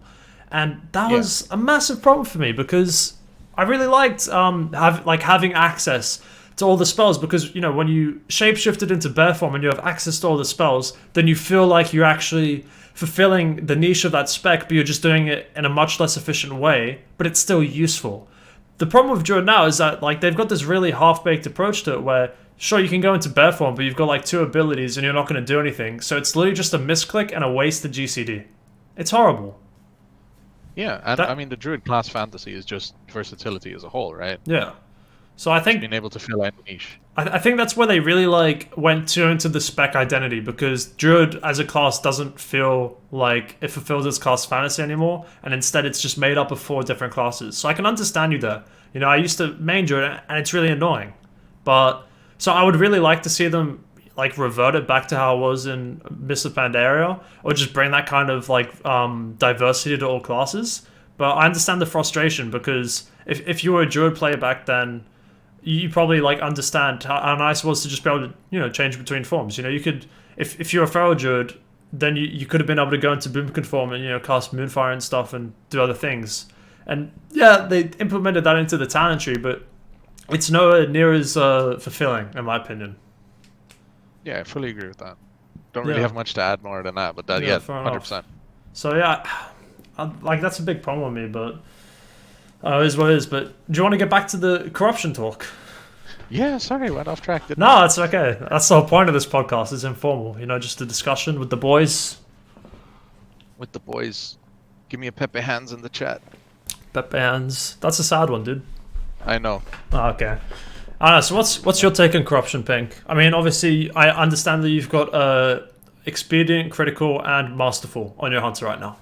Expedient, so you've got, severe, and masterful. Yeah, so you've got a nice little mix. I don't know. What's your take on it? Man, corruptions are such a weird system because, again, on paper, it's really interesting. You have a negative effect, you have a positive effect, and you have this whole like trade-off between maximizing more damage by equipping more corruption and having to deal with the side effects. That's fine. You know, the side effects are cancer. I know the side effects are terrible, but that's a problem with the design of the side effects. Yeah. The problem, though, is that kind of corruptions devalue your gameplay, right? So early on, when corruptions were first released, obviously you had Infinite Stars, you had Echoing Void, you had Twilight Dev, and they stood out as like clearly the best at the very start. A lot of the stat corruptions are kind of turning out now to be better because we have much more stats and gear to work with. But back then, it was like, you know, Echoing Void could account for 20, 30, 40% of your damage on some classes. Even on early progression, you saw that like they stacked that stuff. And then it was like, okay, literally nothing I do matters because Echoing Void does more than my active rotation. And that kind of feels bad, right? It would be interesting if corruption was something you can play with, if the bad effects were something you play against, but then dealing with them well gave you bonuses, right? If the positive procs were tied to the negative procs, for example, like Stand in the Eye and Infinite Stars procs, or something like that, you know? Some control. Yeah, control. That's the big thing, right? That it's all passive and you can't interact with it at all is really boring. And then the randomness is incredible. Like, why would they ever design a system that's so reminiscent of the Legion Legendary problem at the start, where literally the most powerful stuff that can drop is hidden behind RNG? But not just RNG, but RNG upon RNG, because not only does the item have to drop, then it has to be corrupted, then it has to be the right rank of corruption, then it has to be the correct corruption, and so on, right? So many different variables that it has to be. And yeah, you can buy it, but that presents a whole different problem. No, do you have 5 million gold for a plus 12% mastery? Gushing Wounds, dude. Like, let's go. Gushing Wounds. There's like all sorts of mismanagement, and I believe Blizzard actually did learn from the Legendary system, or should I say the Legendary system. It's just that maybe this stuff was already kind of designed and put in, I don't know, or maybe they didn't have time to fix it or whatever, but I don't want to make excuses for them either, because they should have known better. They should have been able to say, this system, as it is now, is fucked. It's just not fun. And fun and power gain should be hand in hand. You know, you should be able to say, I am progressing my character, I am getting stronger, this is fun. Not, I want to progress my character, I want to get stronger, but this is just frustrating, and I can't control at all what I'm doing. Yeah, for sure. I mean, it's annoying. Like, personally, on my mage, for the past 3 weeks, I've gotten a handful of void rituals. Taking damage has a chance to increase your versatility, and stacking crit, as well as a few other useless corruptions. I literally have 3 pieces of corruption I can use, which is an Infinite Stars rank 2, which is kind of dog shit for a lot of fights. a plus 9% haste, which is somewhat nice because it lets me slot him on mastery. And then I actually had to buy a plus 9% mastery off the auction house. So those are the only ones I can use. And it's really frustrating when you see other people getting lucky and doing more DPS, doing far more DPS than you, not necessarily because they're a much better player than you, but because they got luckier. And that's frustrating. And, like, obviously, if, skill is still an important factor, but I find that, especially with the proc-based corruptions, it is ridiculous. I mean, we've got, a demon hunter that won't be named in our guild who has, like, a million infinite stars, and it's literally like 50% of her damage some fights. It doesn't change the fact that she's a really good player, but it just shows really how fucked the corruption system is. Yeah, completely down to randomness. And it feels bad as well for good players and bad players because, if I'm top because I procced loads of infinite stars, but I played bad, I'm not going to feel good about myself because I know I played bad. I'm just like, oh look, I'm top of the meters, but I did it wrong. I fucked up. I mean, that used to be like a great part of just gameplay for me because, getting good logs meant you played well. And now getting good logs is either based on the amount of corruptions you have or the procs you're getting during your corruption, And it's not even that rewarding to see that Twilight Devastation Infinite Stars proc, but it's just more like, oh, my Infinite Stars procced. It's like, oh, when am I getting my Twilight Devastation? Oh, when am I getting my first fucking Masterful Corruption? Never, because it's a stupid system. It's obviously people can get lucky and you can get it, but it's really difficult and annoying to gear a character when you're tailoring towards corruptions, which are most often spec specific and completely RNG to get. It's frustrating. For sure. Actually, on a psychological front, I'd like to ask what you think about that. So Blizzard has, for a long time, actually since they were designing TBC, tried to close the gap between the best players and the worst players. They tried to pull up the skill floor and make it easier to perform well enough, not like super well, and kind of push down the skill ceiling a little bit in order to make the best players not overshadow the worst players. They obviously succeeded with corruption in a way, because if you have identical corruptions and the RNG procs line up and so on, then the gap between the best players and the worst players is much smaller. But has that actually had an interesting psychological or a positive psychological effect on the population? Do you think? It's a bit hard to answer, especially because my expertise at the moment is mostly in clinical psychology, and so all of my social psychology knowledge is really from my undergrad degree. And it's hard to think of an example off the top of my head. I mean, from the perspective of a player, and one that's always been into grinding the high, the top level content. It's frustrating because you want to be able to show off your mechanical skill and also your coordination with the team, which is a separate factor. But then from a psychological perspective, I think it really comes down to business. You don't want so I guess it's really more organizational, but you don't want the people that are being introduced to the game to feel like they will never be able to reach a certain level of gameplay. And so it probably incentivizes more new players, which is why I would imagine that they've kind of opted for this route. Because at the end of the day, the hardcore players will be better, and they will still overshadow the worst players. And because they are like such a loyal part of your game, you can be somewhat confident that they're not going to leave the game as long as it doesn't get too fucked up and you manage some things around the high level end of content. So I would imagine on a psychological level at least that it's probably just based around the experience of new players and then being able to feel like they can acquire a certain power level with a minimal amount of skill as long as they get the gear. Yeah, that's a fair point.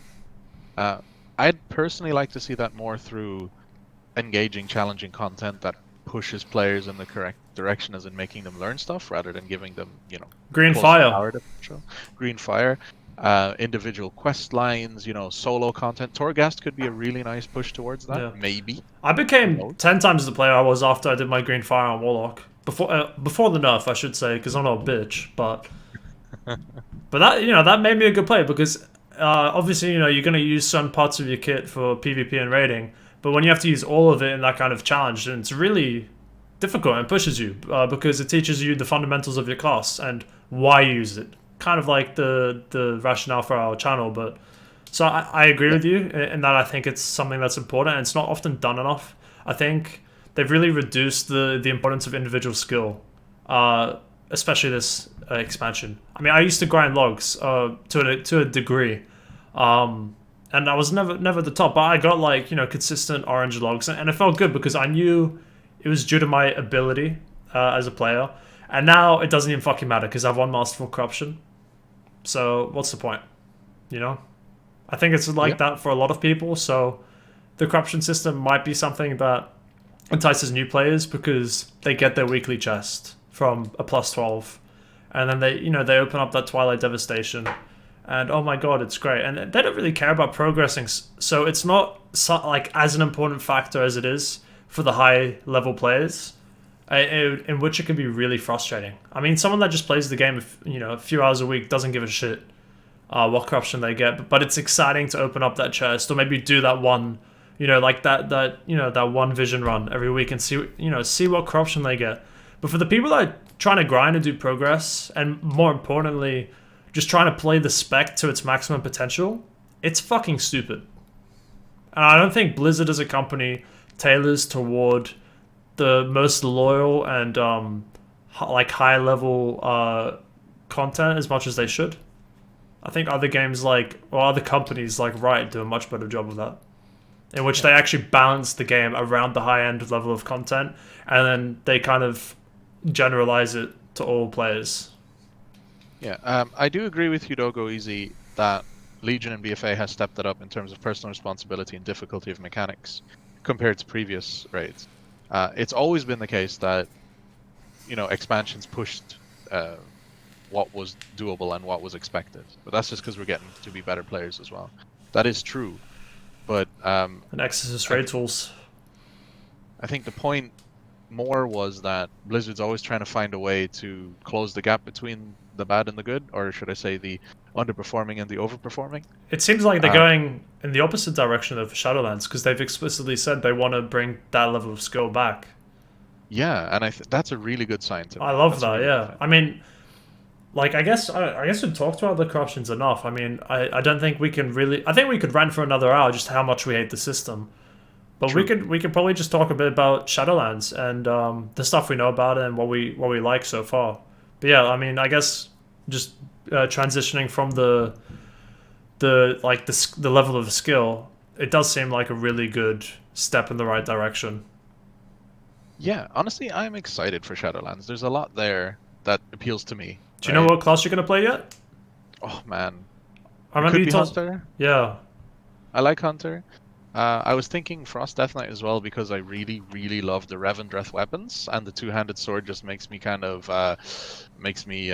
solid, boys. Yeah, true. Yeah, I myself am definitely leaning towards Warrior at the moment, and it would have to take some really shitty changes in pre-patch for me to not go Warrior, because it's always been a spec that I've loved, and especially Fury. Sorry, class I've loved, but that's that whole fucking discussion. But yeah, so I'm probably definitely looking at Warrior as my main class, especially because I've always played melee. So yeah, that's definitely a factor. I was actually really considering Feral for Shadowlands, but they've fucked that class. Like, I don't even understand. You just use Ferocious Bite to reset your rip for the whole fight. And they've somewhat changed Blood Talent, so you don't have to press a heal, but it still looks dumb. And nothing else has been changed. On top of that, they're getting rid of Survival Instincts for Feral and just giving you Bark Skin. So they're getting rid... So they're not actually making the class more difficult or interesting in any way, and then they're just fucking our survivability and giving Stamp Reading raw to other specs. It's crazy. Yeah, it's really sad. Screwed, dude. Yeah, and even honestly, even Boomkin got screwed. Boomkin looks boring in Shadowlands. Looks not exciting at all.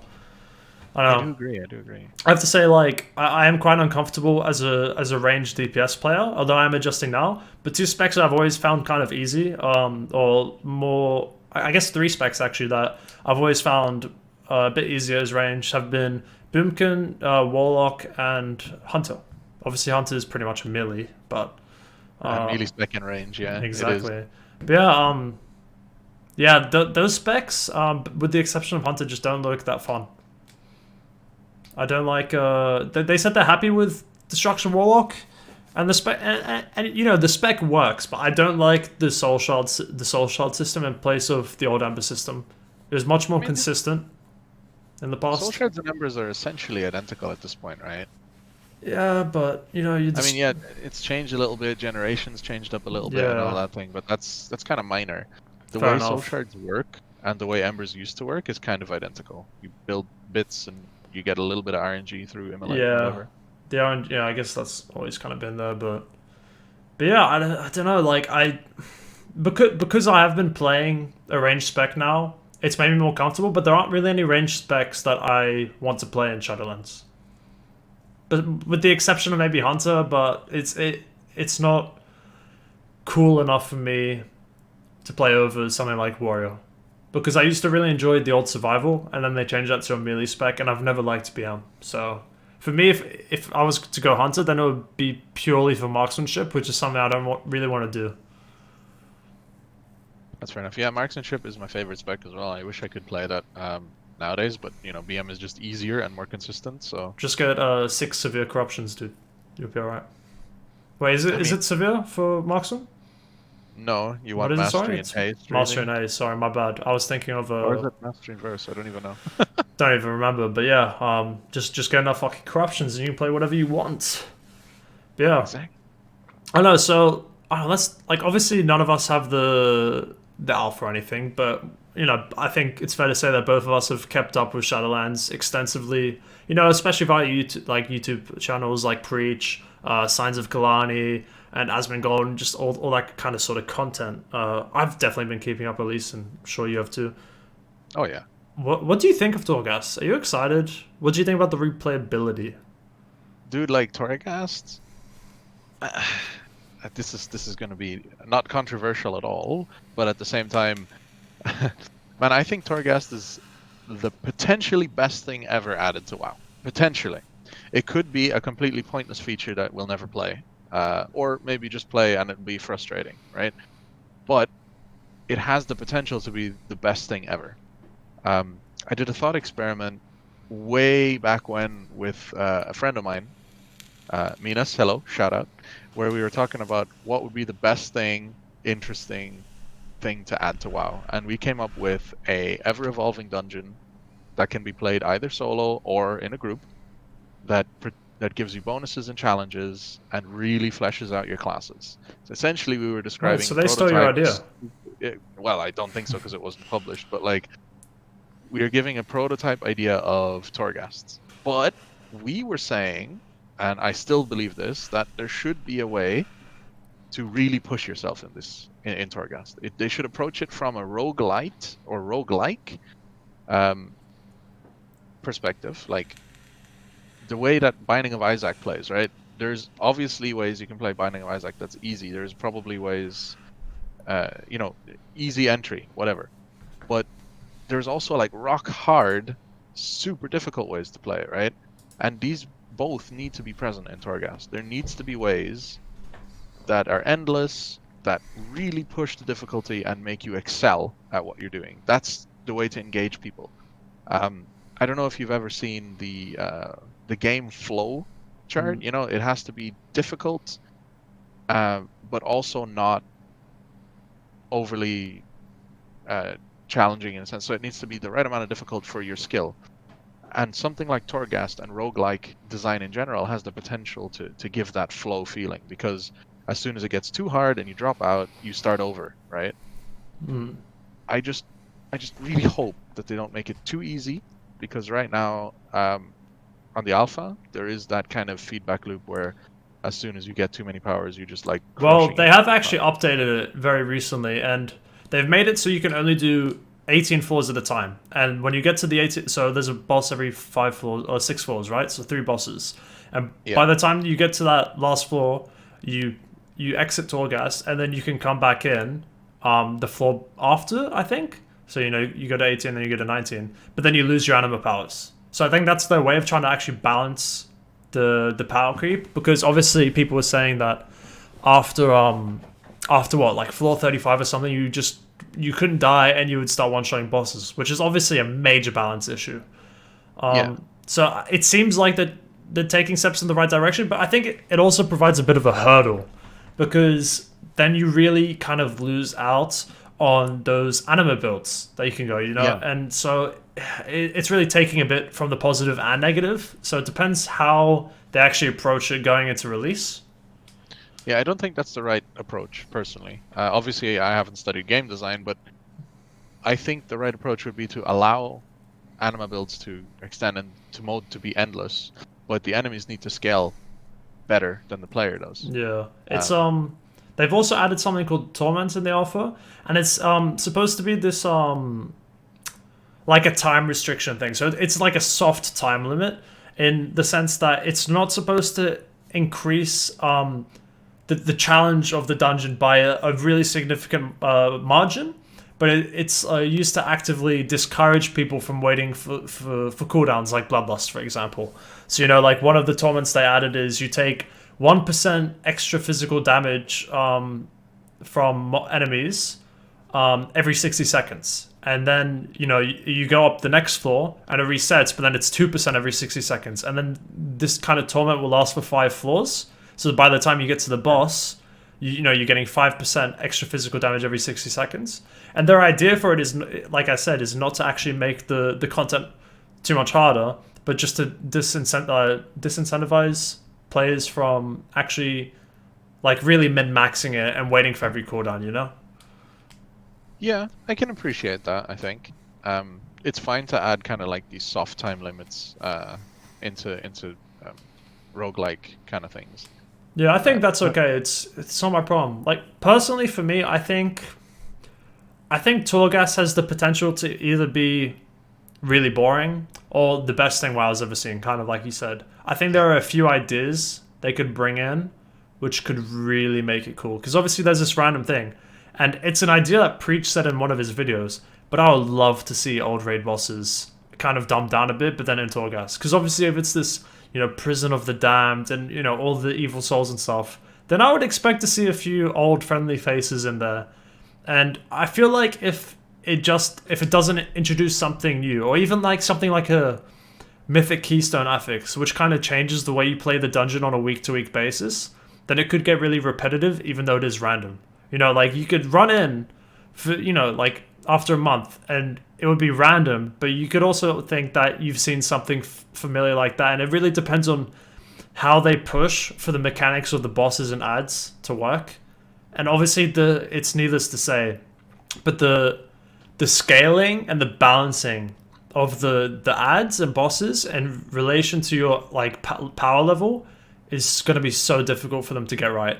I think that's really what it relies on. And it could really make or break Torghast, because I can see it being really boring and repetitive like Visions if they don't do something interesting with it. Yeah, they need to look at other really, beloved roguelike experiences like Binding of Isaac, possibly, ideas for power-ups like Slay the Spire even, stuff like... True, yeah, that's a good one. The good roguelikes that are out there. I think it's really important to look at those to get a balance right. Yeah, for and it's sure. okay to bring a run to an end. I do want a way for us to continue it though. Yeah, it'd be Possibly cool. New Game Plus kind of thing, where everything is like way harder, but you get to take a little bit of the old with you, and that way you can kind of set up for a build, and that's kind of interesting. And I don't know, throwing stuff out. Yeah, that kind of endless stuff is really neat though, because I remember like back in the day just playing Call of Duty Zombies, and Yeah. you would like, I remember getting to like level 91 or some shit, and it takes so long, you don't want to like accidentally turn off your PS4. But it feels like, and even though it's the same thing, like every round, and you're just literally just running in a circle and kiting them, it's still cool to be like, oh yeah, I got to floor 115. Like, it's cool. Yeah. You Yeah, know? no, actually, that's an interesting point, right? So, I haven't played the Call of Duty Zombies thing. I'm never really into Call of Duty or whatever. But something that's very similar that I did do is Warframe, right? I love Warframe. Played it way too much, and they have endless missions as well. And looking at what you said there, right, and also at how Warframe develops the endless like survival mode, I think here's the solution instead of the torments, though we can still have torments, right? Mhm. But the solution could be something like stuff will just aggro onto you. That way you can't wait. And there could be like a safe zone, but you can't go back into it once you started the floor, that kind of thing. Yeah, true. That's something like a safe zone would be a good idea if you need to go to the bathroom or something. Because there is another Yeah. torment, which I think there's 6 torments, and I can't remember them all. But I know another Yeah. torment is that if you don't have aggro, then there's a chance that a creature is summoned and starts attacking you. So Yeah, stuff like that. yeah. So I think a safe zone at the start of every floor would be good, and then they kind of introduce either like some sort of new affixes that are only specific to Torghast, which like really change up the gameplay, or even if they tie that into like weekly anima powers, right? Say like they could either change the anima powers you get on a weekly basis, or you could like keep base anima powers and then say, okay, this week, well, you like I think you might have mentioned this too, but like this week your AOE damaging abilities are gonna do more. I think this is actually something that maybe Method said in relation to Mythic Plus, but you could do something interesting just in how you play your class and how the anima powers work. You know, maybe one week like a certain ability is going to be like, or some anima power is going to be different than the week before. But as long as they find ways to consistently change the gameplay in a meaningful way, and also make sure that the ads and enemies you're facing are a bit diverse. Because the last thing you want is to get to floor 38 and then you do a boss, or 36, I don't fucking know. And then you do a boss, and it has 2 abilities, and it's just fucking boring. Like, it's great if there's a challenge, but there needs to be some actual mechanics in it. And that's why I really advocate for the idea by Preach, which is really just putting all raid bosses in there. How sick would it be if, like, going back to Blackhand, you know, you get to the end of floor, like, whatever, 67, which I know isn't a factor of 6, but shut the fuck up. But yeah, you get to, like, a random floor with a boss, and then you see Blackhand, and then, like, maybe he doesn't do a ton of mechanics, but then, like, when he hits 40%, he fucking slams you through the ground and brings you into, like, this, like, you know, the Shadowlands realm, where he does, like, some of the mechanics from his last phase. It would be awesome. Yeah. Dude, it'd be great. And then it would reward people that did those bosses back then. And then Not it would... with, yeah. not with, like, a piece of whatever, like, power, but just we've dealt with that before, so we know what to expect, in a way, right? So we see him, you've got the circle on you from his, like, big smash knockback in his last phase, and then we have Blackhand and Torghast, and suddenly you have that big circle. You're like, okay, I'm gonna get flung.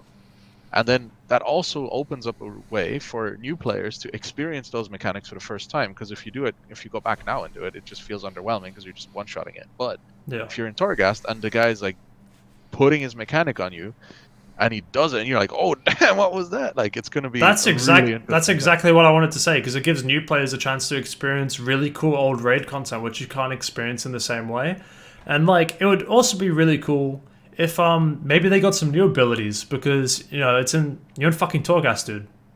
Yeah, like, they're obviously in Torghast because they died when we killed them, and now they're in the Shadowlands, right? So narratively, it makes sense. Yeah, it makes so much sense. And, like, I think one of the best parts about that for Blizzard, if they choose to implement something of that fashion, is that the actual, like, scaling of it and balancing will be really easy, as long as they manage to figure out the average power level of anima powers per floor. Because, like, they know how those abilities worked in practice during raids. They have the numbers. They've done it before. Sure. Oh, we got a follower. Thank you. Honestly, it's just... Thank you for putting that on display for the whole world. It's Okay. Thank you for the follow, the Sparrow. Yeah, thank you, the Sparrow. Look forward to more. Yeah. But yeah, I would love to see something like that. I mean, I think that because there's been so many raid bosses in the past. Oh, another follow. Damn, respect. Flaffy. Thank you boy. putting that on display for the whole world. Lilson, yeah. Hello, Lilson. Cheers, Lilson. Appreciate it, man. And you too, Fluffy. Thank you. But yeah, I mean, like, how cool would it be? Because, like, there have been endless, like, raid bosses in the past. There's, like, and like, the great thing is because it's random, you don't have to get a different raid boss every six floors. It can be, like, maybe once every 50 floors. Maybe it can be twice every 50 floors. It can be random. That's the great thing. Because, you know, you go into, like, a run one week and maybe you run into Vexiona, right? And then maybe you go into a run another week and it's like, holy shit, it's Ragnaros. I never did this fight. And then you're at a party and someone else did, and it's like, oh dude, you have to spread for that. It would be awesome. Exactly. And can I just say that I just thought of this, and I think it's hugely important that they do this. Right. One of my biggest criticisms with WoW is that old content, especially old expansion content, is completely irrelevant. Right. And they need to find a way to make things relevant because it is content that was developed, that was spent time on, and it's good Yeah, content. People enjoyed it. for sure. Torghast and Shadowlands in general is the perfect opportunity to tie more into the old what there was. It's easy work for Blizzard to take something like you said that was there before and do it better and include it and make it more Yeah. interesting. And like, imagine if they tie, like, obviously the whole like appeal of it is that it's random, right? But imagine they tie harder bosses to higher floors, so there's something to work towards. Imagine that if you get past floor 100, there's a chance that you can fight the Lich King, but Exactly. you can't get that opportunity at a lower floor. I mean, it might disincentivize lower players to, in regard to like their skill level or something, but I think it would be a really good way to encourage players to improve as well, because then instead of like just going for transmog or extra additional cosmetic items, you can suddenly go like, oh dude, I want to get to floor 100 so I can fight this fucking boss just for like and have a chance at it. It would be awesome. And like maybe you get like you get some of their like old items, or like maybe you fight Ragnaros, right, and you get like an extra, maybe you get like a 10% chance for the mount instead of like 1% in the old raid. I think there's a way to include a lot of players in that kind of content. Yeah, no, Ace of absolutely. And I Aki. think it's important to tie the more difficult stuff to higher floors, right? There has to be a goal to reach, something to climb towards. I think Asmongold was talking about that a lot, where if they make everything available easily and everything, you can see everything easily, then there's nothing to strive for, nothing to want. And that wanting is what drives you to become better, to get there. Yeah, it's important. Like whether it's mounts, transmogs, legendary items, or just like the pure fantasy or a skill of something, then it can attract all sorts of players, and I think that's really important. And it's definitely going to have an effect on things like boosting. I definitely see there being, large like boosting groups for Torghast and what Torghast and like whatever kind of rewards they have. There's going to be that kind of stuff because players are either going to be lazy or they won't have the ability to do it, and they just might not be incentivized to get to that floor. Like imagine how much gold you would get for a boost like floor 72. That player's like either doesn't like know the people or doesn't have the skill to do it by himself. So it's going to be really good for those kind of players that want to boost. For sure.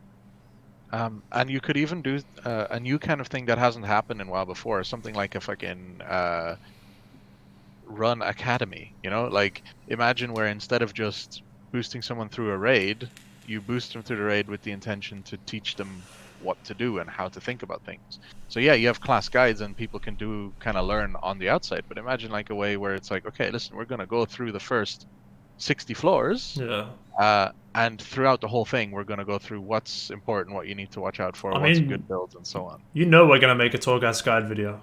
Like in general. Clearly. For sure. I'm really excited for it though. I just hope they don't fuck it up because it's the same kind of concept where it's great as an idea. But they could fuck it up. I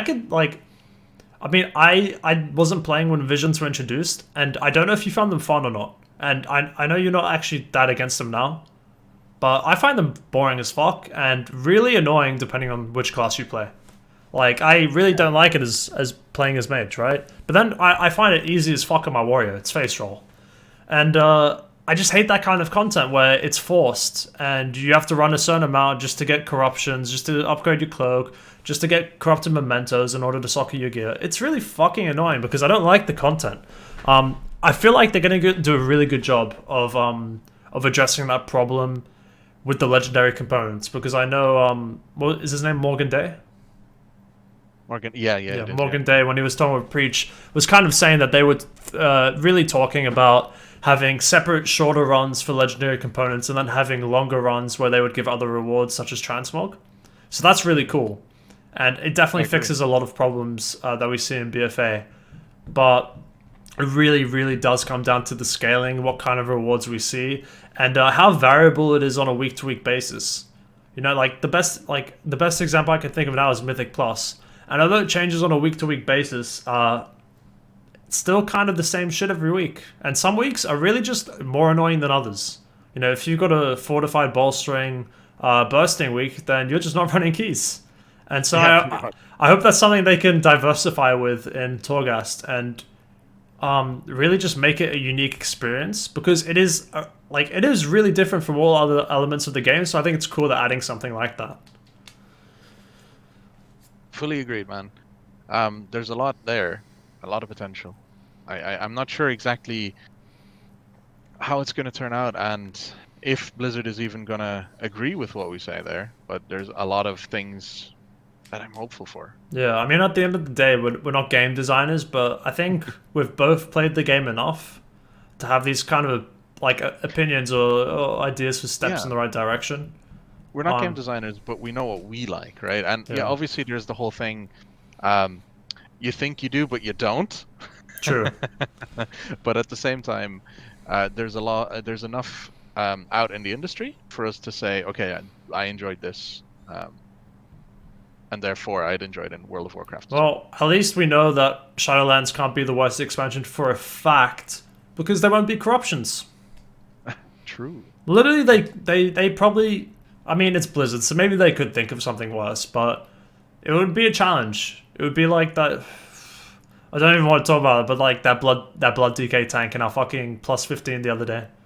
Oh man, let's not just make everyone upset at that. That was a fucking joke. But he's a perfect example of someone that I would like to just sit down for, an hour and a half, 2 hours, and actually go into detail about what's going on. That's the kind of guy that needs our YouTube channel. Yes. Blood DK guide. Step 1, press blood boil, you silly cunt. Oof. Get aggro. Okay. Get aggro. But yeah, right, first we have to define tanks, then we have to define the role of a tank and what they're supposed to do. Pretty much.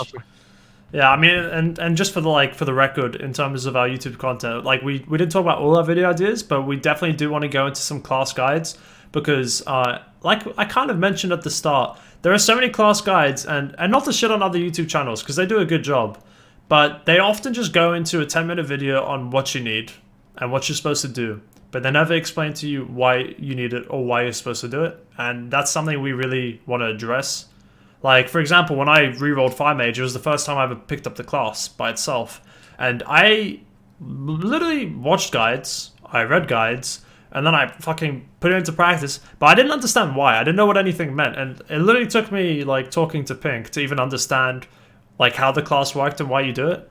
There is no guide out there, maybe there is, but, if you're, reading a guide and it says to hold your instant Pyro Blast to actually full cast another Fireball, and then you hit your Pyro at the end of that, then you just don't know why you do it, but it's good. Right? But then it actually takes someone to explain it to you to understand why that is efficient, and it helps with your gameplay, right? I think understanding the why is what separates the good players from the best players, and that's kind of the niche we want to fill. Yeah, to deep dive, as it were, into pretty much the why, so people can gain understanding to do the how. So, and the how is out there. There's so many good resources and so many in-depth people that know more about the game than we do, but a lot of them are not the best at describing the how. Yeah. And we're not Wildhead, if you just want a really brief kind of discussion or intro to something, then go to Wildhead, go to Icy Veins, go to any fucking guide on YouTube. But what you said just sounds like the analogy and metaphor, give a man a fish, he will eat for a day. True. We're teaching you how to catch fish instead of eating fish. Fucking easy. Yeah. Exactly. I mean, it's exactly what it is. We want to teach people how to take that one step further. So yeah, I'm excited for that. But I wanted to get into what you think about the Legion syndrome. How do you think the classes in BFA are gonna be challenged from now to the pre-patch and then going to Shadowlands? Because I think a lot of classes are gonna feel like shit, especially for those who have good corruptions. Yeah, so by Legion Syndrome you mean borrowed power and how things feel smooth now and then the transition over to the new design, right? Of course. So that, just for everyone, just to elaborate, right now in BFA we have our Azerite essences in our neck, which give us all sorts of damage and powers, like Memory of Lucid Dreams, which is great for many classes.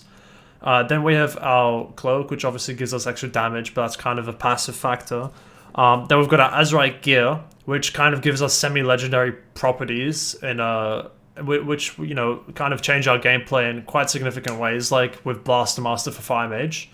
And then we've also got our corruptions, which are arguably the largest part of the expansion, which give us massive stat increases, or damage through things like Twilight Devastation, and it makes and I guess especially the stat increases, which are becoming more popular now with a lot of classes like Fire Mage, like Arms Warrior, like Hunter, are really going to be things that make classes feel worse when they're taken away. If you're going from having 40% haste on your warrior to just getting like 16%, then it's going to feel clunky for a lot of classes, and especially for classes where their level of strength is purely determined by the synergy from those from the synergy of the borrowed power within the current expansion. I mean, BM Hunter doesn't work without a lot of Azerite pieces and corruptions, and Fire Mage just doesn't flat out work at all without Memory of Lucid Dreams and your wrist from the fucking not Motherload, from Mechagon Workshop. That is really like the Legion syndrome or borrowed power that we're talking about. So obviously one of the concerns is that the classes aren't changing much, right? There's a lot of specs in classes that aren't changing much. Fire Mage is one of them. And we're losing a lot of the borrowed power we have in Legion. I'm not too worried because the early part of an expansion is always quite low power, quite low utility, quite low potential for everything, right? Like when BFA launched and we lost the artifacts, we lost the legendaries, we lost all that stuff. Classes felt slower, classes felt weaker. In fact, leveling up itself made you feel weaker rather than stronger, which was kind of weird. Yeah. But like, I don't mind that as a whole. What I mind is more the overall issue, right? So in BFA, we went from being really weak to getting all these essences, Azerite pieces, cloak, corruptions, and all that. We got strong. We got classes became more fun to play, and I'm sure that in Shadowlands the same thing will happen at the very start. It definitely will. And then as the expansion progresses, we'll get more and more power, more and more things that smooth out how we play and what we do. The issue I find with that is that it's a cycle. It goes up and it goes down, and then the new expansion comes out and it's slow again, and then it speeds up near the end of it, and I'd rather a solid base, and then each tier adds something and removes it by the end of the tier rather than by the end of the expansion. And that way you have a really good baseline that feels good to play with things that change it up based on what's current. I agree with that. And I feel like this kind of cyclical nature of power creep is definitely going to happen again in Shadowlands, especially because I think it was Morgan Day saying, but I could be wrong. But yeah, he was saying that there were we're going to get our first legendary in Shadowlands quite early. And obviously, the legendaries are going to be fucking strong and affect how we play, especially because of the customization we have towards those legendaries. But by the end of the expansion, he mentioned that, we might be fully equipped with legendaries, which is scary.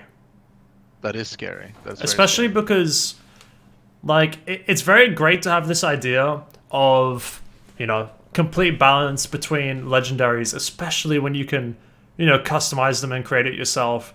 And then not to forget between all the different class ability, or what are they called? The different area abilities, right? Like the Kyrian and the Bastion and all that. Oh wait, is Kyrian the Bastion? It doesn't even matter.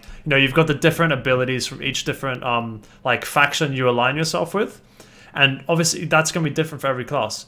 So it's hard enough to really balance all those abilities and legendaries between classes enough, as well as specs.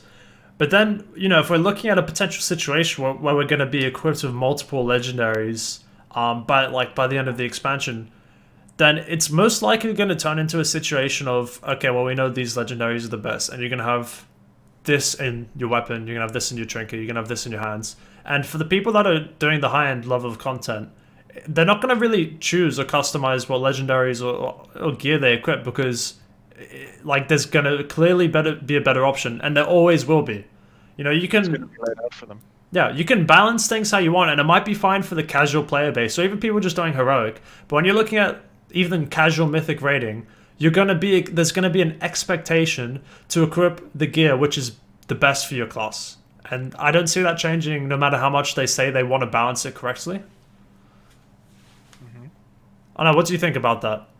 Yeah, no, it's true. There's always going to be outliers. Like I said earlier, I think class balance is really good, but there's still outliers, and the top end is still bringing only those specific things that are performing the best, and that'll be the same thing in the legendary system. There'll be clearly better performing ones, and even if they get the balance like on point, if say there's a 5% difference between the best and the worst legendary for each class, that's going to be, you know, objectively quite small. But player perception will shift in such a way that the best one will be what 90% of people will use.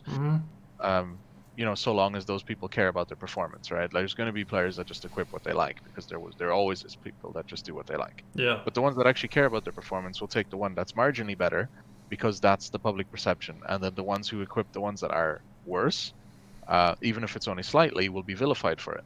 And so there's going to be a trend that the slightly better performing legendaries, assuming perfect balance, are going to be massively more equipped, and there'll be an expectation that you have to use them. Yeah, it's a real danger. I think there's going to be a really interesting trend, and I could be wrong in this, but between the association of like the strength of the legendaries and then the strength of the class. What if there's a class that is, that in terms of balance, actually quite weak? Say, you know, a Pharaoh Druid right now, but then you give it a really strong legendary. How's that going to affect the class? And then how's it going to affect things even more if, you know, that legendary is nerfed or the class is buffed, or even depending on the content, right?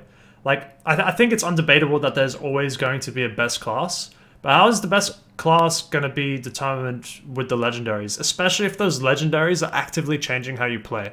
Like, for example, in Legion, the legendaries quite actively changed your rotation and the importance of some abilities for a lot of classes. And it wasn't just passive stuff oftentimes, and if it was, then it was stuff you were aware of. So I think that's going to be really interesting. No, I agree. But like, one of those legendary effects couldn't potentially shift a class from being mid-tier or the worst to being the best. Yeah, exactly. And that could be a way for Blizz to approach balance in a way. It's a good point. If a class is weak, then maybe you buff a certain legendary. It's underrepresented. Like, feral druids are underrepresented this tier, so next tier they get a legendary that increases bleed damage by 50%, and suddenly they're the best at like just doing single target DPS because of their legendary. And you know, I don't know if I like it or dislike it. It could potentially be interesting. It can potentially be tied to randomness and annoying grind and frustration, but I don't know, man. It seems alright. I mean, like, Morgan Day said that we would be getting our first legendary like roughly just before the first raid is released. So that's quite fast. Yeah, if it's before the first raid. I mean, it took us, like, depending on your RNG, it took quite a while to get your first legendary in Legion. I didn't get mine forever. Like, I'm pretty sure I got my first legendary when other people had 2, and then I got the neck, which is fucking dog shit at the time. Yeah, but there was that whole like mini exploit thing where people got like 3. Oh, I remember that. You're right. How did they do that again? Oh man, I don't remember the exact thing behind it, but it was something like if you got one, it was more likely to get another one. Yeah, that was yeah. Until like a soft cap, so you could only get like 3 or something, and yeah, I don't know. That was so stupid. I don't know how they let that happen. I don't.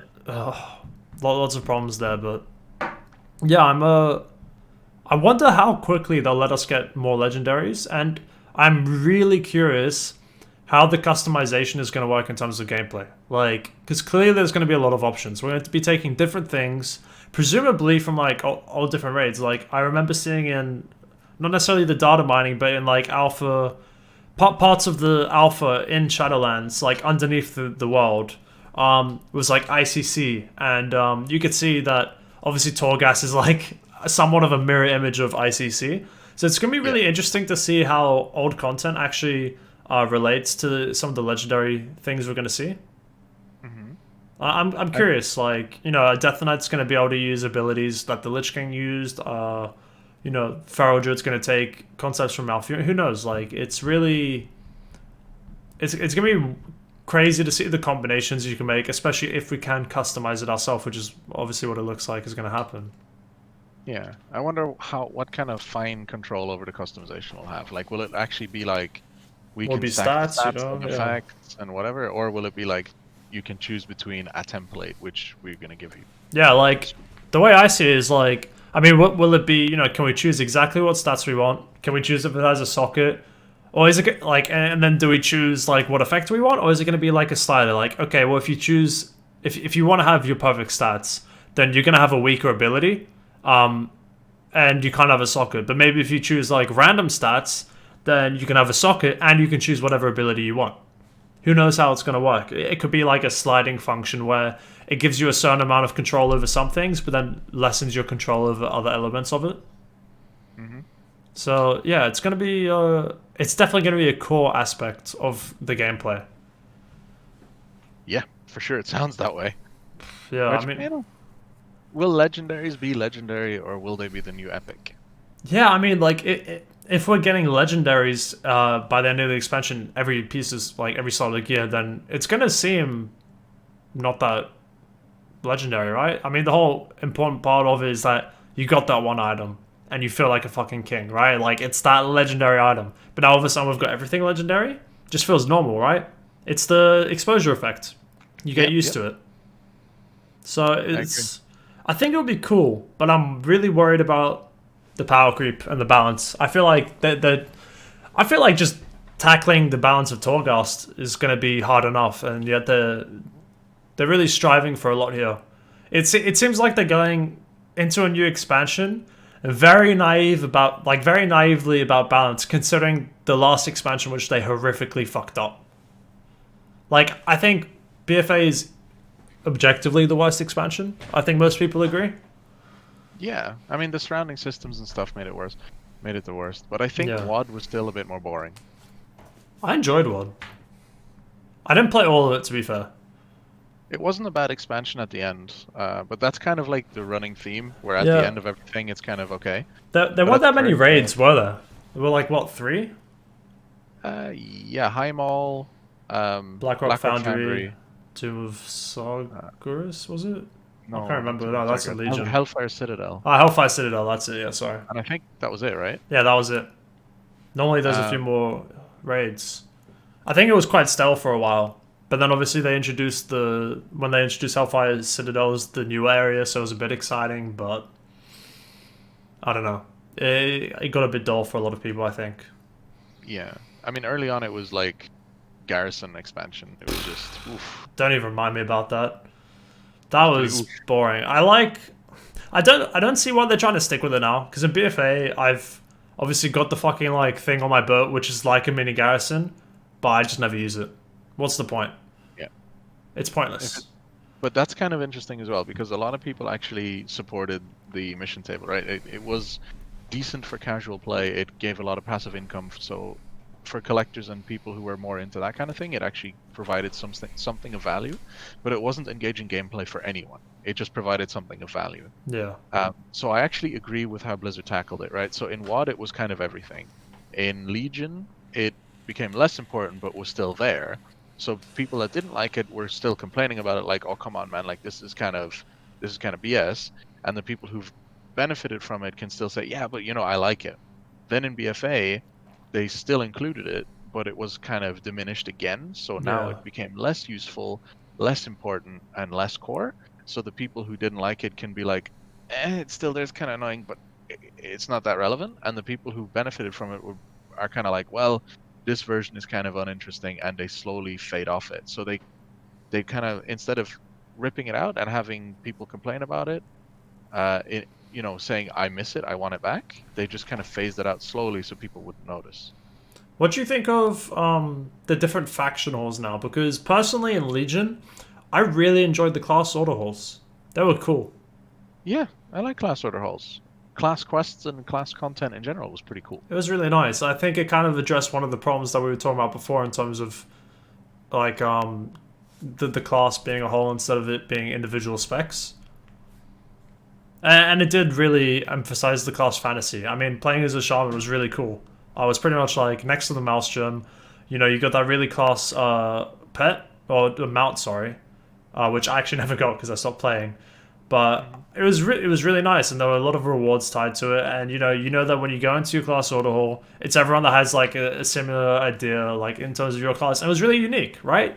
Like the shaman class order was so different from the warrior one, up in the fucking skyhold or whatever it was called. I can't remember. Yeah. So I really like that. I'm curious to see. I think it's a minor thing, but I'm curious to see how the faction like areas will be, because obviously you're choosing a faction. I still think it's looking a bit dodgy with in terms of the balance of the abilities, because obviously you and me, like, we're in a like casual mythic guild, but we're still progressing for cutting edge, and we're obviously going to be choosing the ones with the best abilities. But I really want to go to is it Rivendreth? Revendreth, yeah. I really want to go to Revendreth and get that armor set and the weapons, because it's fucking awesome, right? And like that's what I want as a player. But as a mythic raider, then I'm gonna force myself to choose the one which is better, even if it's somewhat of a minimal upgrade. Yeah, that's something going on here. I just need to quickly do something. I apologize. Ooh, a little close up. How does that work? Did that turn up? Nope. What are you trying to sort out? Technical issues. While you sort that out, I'll just read a comment that Sparky posted a few minutes ago. Yeah, he said, yeah, all good. Yeah, he said before, a lot of lore guides are like that, and you see people follow them 100% on build path, rather than understanding situational builds depending on what you're facing and synergies with the team. I think that's a perfect example, and obviously that comes back into like instead of giving a man a fish or whatever, you teach him how to fish.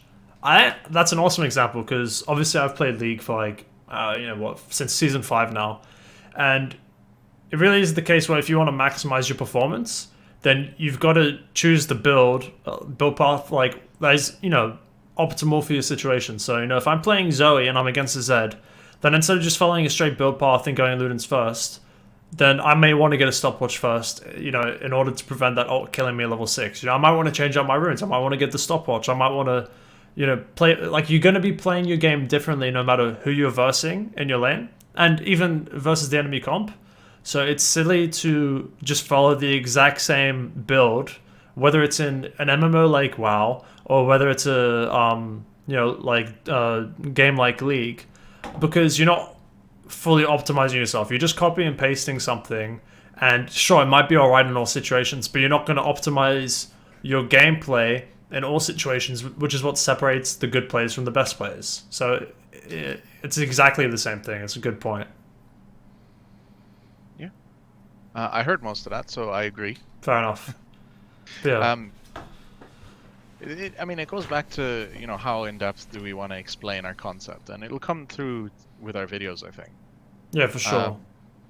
I hope that in the future, when we really get into this and we become more professional, more knowledgeable, and more skilled at what we're doing, that we can really set the scene for that. To not provide the mathematical information like those lol builds, like that deep theory crafting that Elitist Drukes used to provide, now simulation craft and all those theory crafting communities and the discords and so on, but just getting people to use those resources and properly understand what's behind them, right? Yeah, exactly.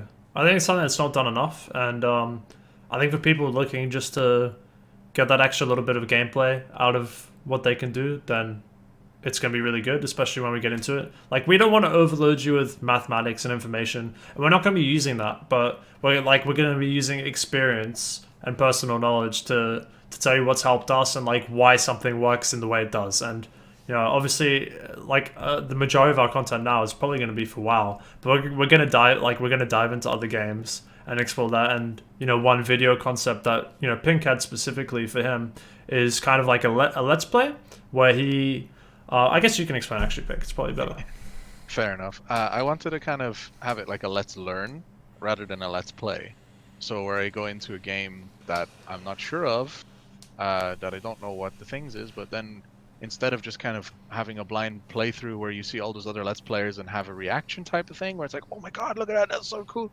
Instead, I'd be approaching it more like a, like learning it. Like you know, let's say I've never played Valorant before. I'd go in and be like, okay, what does this character do? Read all the abilities. Be like, okay, that can be used in that scenario. What's the thing to focus on here? Maybe talking to a player or a couple of players that know what they're doing already, and just kind of deep diving everything about it and just understanding it and giving how I look at games on a personal level, because I enjoy doing that already, and I think that it could be good content. Yeah, I mean, I think like we both know already, but the both of us, when we get into a game, we very much dive into all the information we can find in order to improve. And you know, for me, that started, probably back in like Oblivion, you know, the game before Skyrim in Elder Scrolls, where I was literally spending like most of my day looking at different you know, classes and races, looking at different armors, looking at like just all the content in the game and how I could optimize my character. And I think that kind of really, I almost want to say like that kind of focused approach is something that can really drive you as a player. You know, personally, I think that's the reason I became a, you know, relatively good player in WoW very quickly. It's because when I'm interested in something, I very much dive into it and want to explore every aspect. And, you know, it doesn't just go for gaming. It goes for piano and Muay Thai as well for me. It really is a facet of all aspects of my life. And obviously, because I've been interested in gaming for so long, it's natural to want to, you know, make videos about that. And obviously, Pink, you're the same, so I'm sure you can understand exactly where I'm coming from. But it's just really about that passion and drive to learn everything about a game, and not just what makes you better, but why it makes you better, because that is the important part to us, really. Yeah, I mean, I've always seen it that entertainment defines us, right? So I'm a student in culinary science. You're psychology, you do piano and things like that. I, you know, play a little bit of guitar. Yeah. I haven't recently now, to be fair. I tried to draw a bit, tried to draw a bit recently. Still no good, but the entertainment we enjoy tells us a lot more about ourselves than maybe our day-to-day lives might, so that, you know, we can see how we like it, what that tells us about ourselves. And we're both quite, you know, people who like to look at these things and, can I say, pursue mastery, even though I know we're not masters for at sure. anything. I'm definitely trying to pursue mastery on my fire mage. Yeah. Double pun there, nice. I like it. Yeah. But no, I reckon honestly, for the end of this, like for the end bit of this podcast, let's just like talk a bit about ourselves. I mean, I think we've discussed like the content WoW quite thoroughly at the moment. Obviously, as we're going into the alpha, and things change, we're gonna have a lot more content to discuss. And you know, needless to say, there's gonna be a lot of content about these kind of deep dives into various different games. But let's talk a bit about us. Like, you know, who are we? Like, obviously, I said before that I'll be doing the editing in the videos, and Pink will be doing, you know, the majority of the educational pieces. But then, you know, we might have some individual videos we do here and there, and also some collaborations, which is the great thing about being partners and managing a YouTube channel. But on top of that, you know, like just the people who we are. So, you know, I said at the start, but you know, my name's Joey. And at the moment, I'm doing my master's in clinical psychology in London, and planning to move back to Australia next year to do another master's, so I can get qualified as a psychologist. So that's a fun little 7-year process or something for me.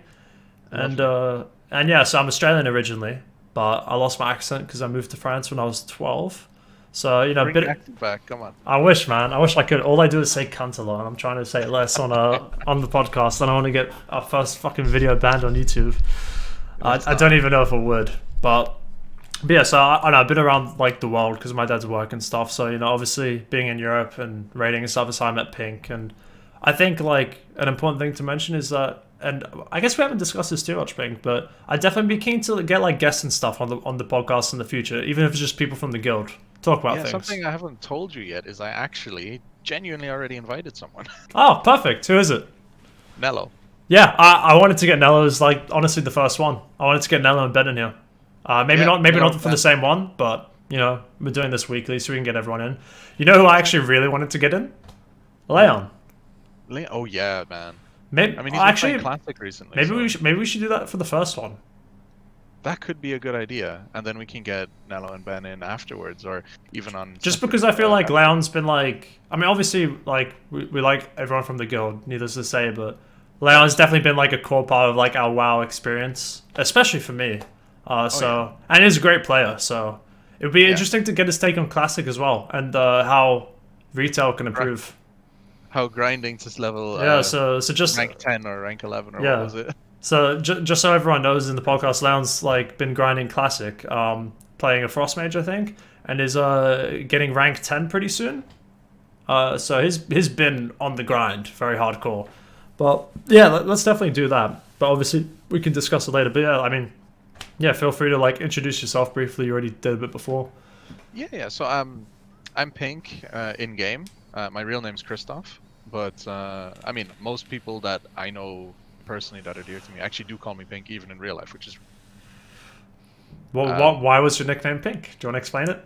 Yeah, sure. So my first ever actual raiding character was a holy priest called Pink Panties, and I don't know why people omitted the panties part. Well, actually I do, but they just called me Pinky or Pink, and it stuck, right? And the people that I'm close to generally call me Pink. Now my girlfriend does call me Christoph, and people in college now do call me Christoph as well.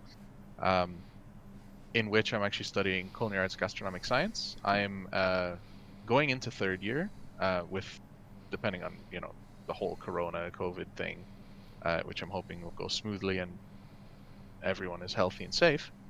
In my college course, I'm also my hotel school's head representative. So I'm doing a bit of politics, a little bit of public speaking, a little bit of presentation, all that kind of stuff, which is why I think I can write decent scripts and bring my points over pretty well, convey them. I'm actually also working on a little bit of a peer mentoring program in my college, which me and two wonderful colleagues are putting together. So I'm getting a little bit of insight in educational systems and understanding how that works, which is a huge benefit to the kind of content we want to make. We need a deep dive into the WoW culinary system and why baked potato gives you increased taste. Oh my god. Well, let me tell you. So baked potato would be lots of starch. Very likely starch, which is a carbohydrate, which is a sugar, and sugar, when metabolized, is one of the foundational building blocks of ATP, which is True. ATP added that. Respect. Gives you the energy so you can get hyper and have haste. Although the interesting thing is that starches are long chain sugars, so they don't tend to be broken down rapidly, so they wouldn't give you a burst of energy, so it doesn't make that much sense that it's last for an hour counts, whatever. Yeah, that's alright. Yeah, fuck. I mean, I guess we've talked about a lot. I mean, like, obviously we wanted to talk a bit about class rework ideas, but I reckon, like, we've talked long enough, so we can probably do a bit more other stuff. I still have to read that book, Recursion, that you told me about.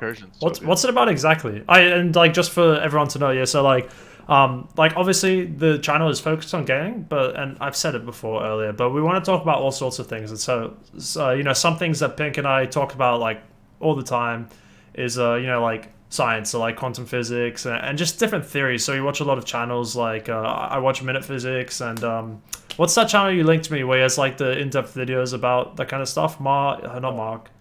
Isaac Arthur. Isaac Arthur. I love that, man. Exactly. I watch all his videos. So yeah, we do have interest in other things like science. I love like, at least for me, science, like martial arts, piano, and all that sort of stuff. So you like expect in the future for there to be a bit more diversity than just gaming, and obviously like just about the real world stuff too. Like and even before we end this podcast, I kind of want to talk about the impact of COVID-19 on gaming, and why I think it's actually a healthy, well, not COVID-19, but why like gaming is a bit of a healthy outlet for a lot of people. Oh, yeah.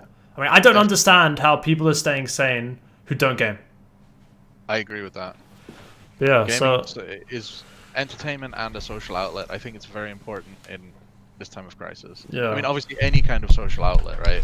So if you have a book club or something, that could be good as well. But of course, just gaming itself is huge potential there. Yeah, I mean, it's needless to say that, especially coming from a psychological viewpoint, especially one in the clinical kind of paradigm, but it's really needless to say that, continuing to do exercise and staying healthy is a really important part of just, mental well-being.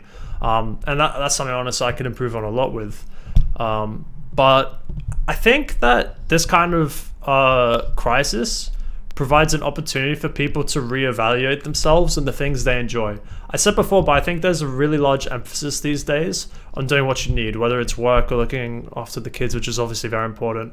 But just, doing things which you might not want to do, but you force yourself to do because it paves a way for, success in the future. Obviously, those things are important, and it would be stupid to not prioritize those things to a certain degree.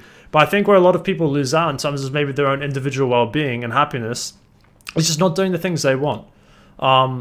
Like personally for me, and maybe you can say it's because I'm lazy to a degree, but I've always put time aside for myself and the things I enjoy. So even if I'm studying for an exam or writing an assignment which takes weeks, and I do prioritize it, but it's always been important to me that I have a few hours a day just to relax and watch TV or play games and chat with friends. I think this kind of situation with coronavirus right now is really allowing people to kind of do the things they actually want. And, we were talking about this earlier before the podcast, but we see rates of suicide in Japan going down arguably because they're less stressed about their day-to-day lives. And that's fucking crazy, So I don't know, how's it been for you, Pink? I mean, I'm a weird subject because, like I said, I'm the head representative in my college. So on the one hand, I can deal with social situations very well, but on the other hand, I have a history of gaming and being kind of like a social outcast and reject. I was bullied in secondary school. I was kind of like always the weird one and wasn't invited to parties back then. So for me, I'm quite at home in staying at home and being socially cut off, right? And I know how to have an outlet in games and enjoy my time with them and kind of take care of myself. But like you said, I think it's a huge possibility, potential for people to find that side of themselves and become a more well-rounded person. Yeah, for sure. I mean, like I say that, and there are things that I still neglect. Like I haven't been doing exercise, and that's mainly because my gym is closed. So not being able to do boxing and Muay Thai classes is really frustrating because just doing it in the park when the weather's shit sucks. And, even piano is something that I've kind of been slacking with recently.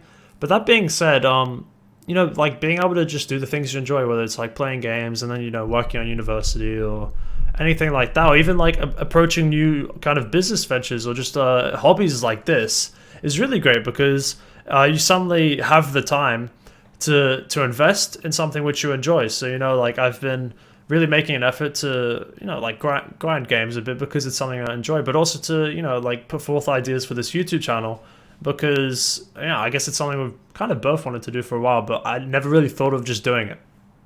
Well, there we go. Let's just do it.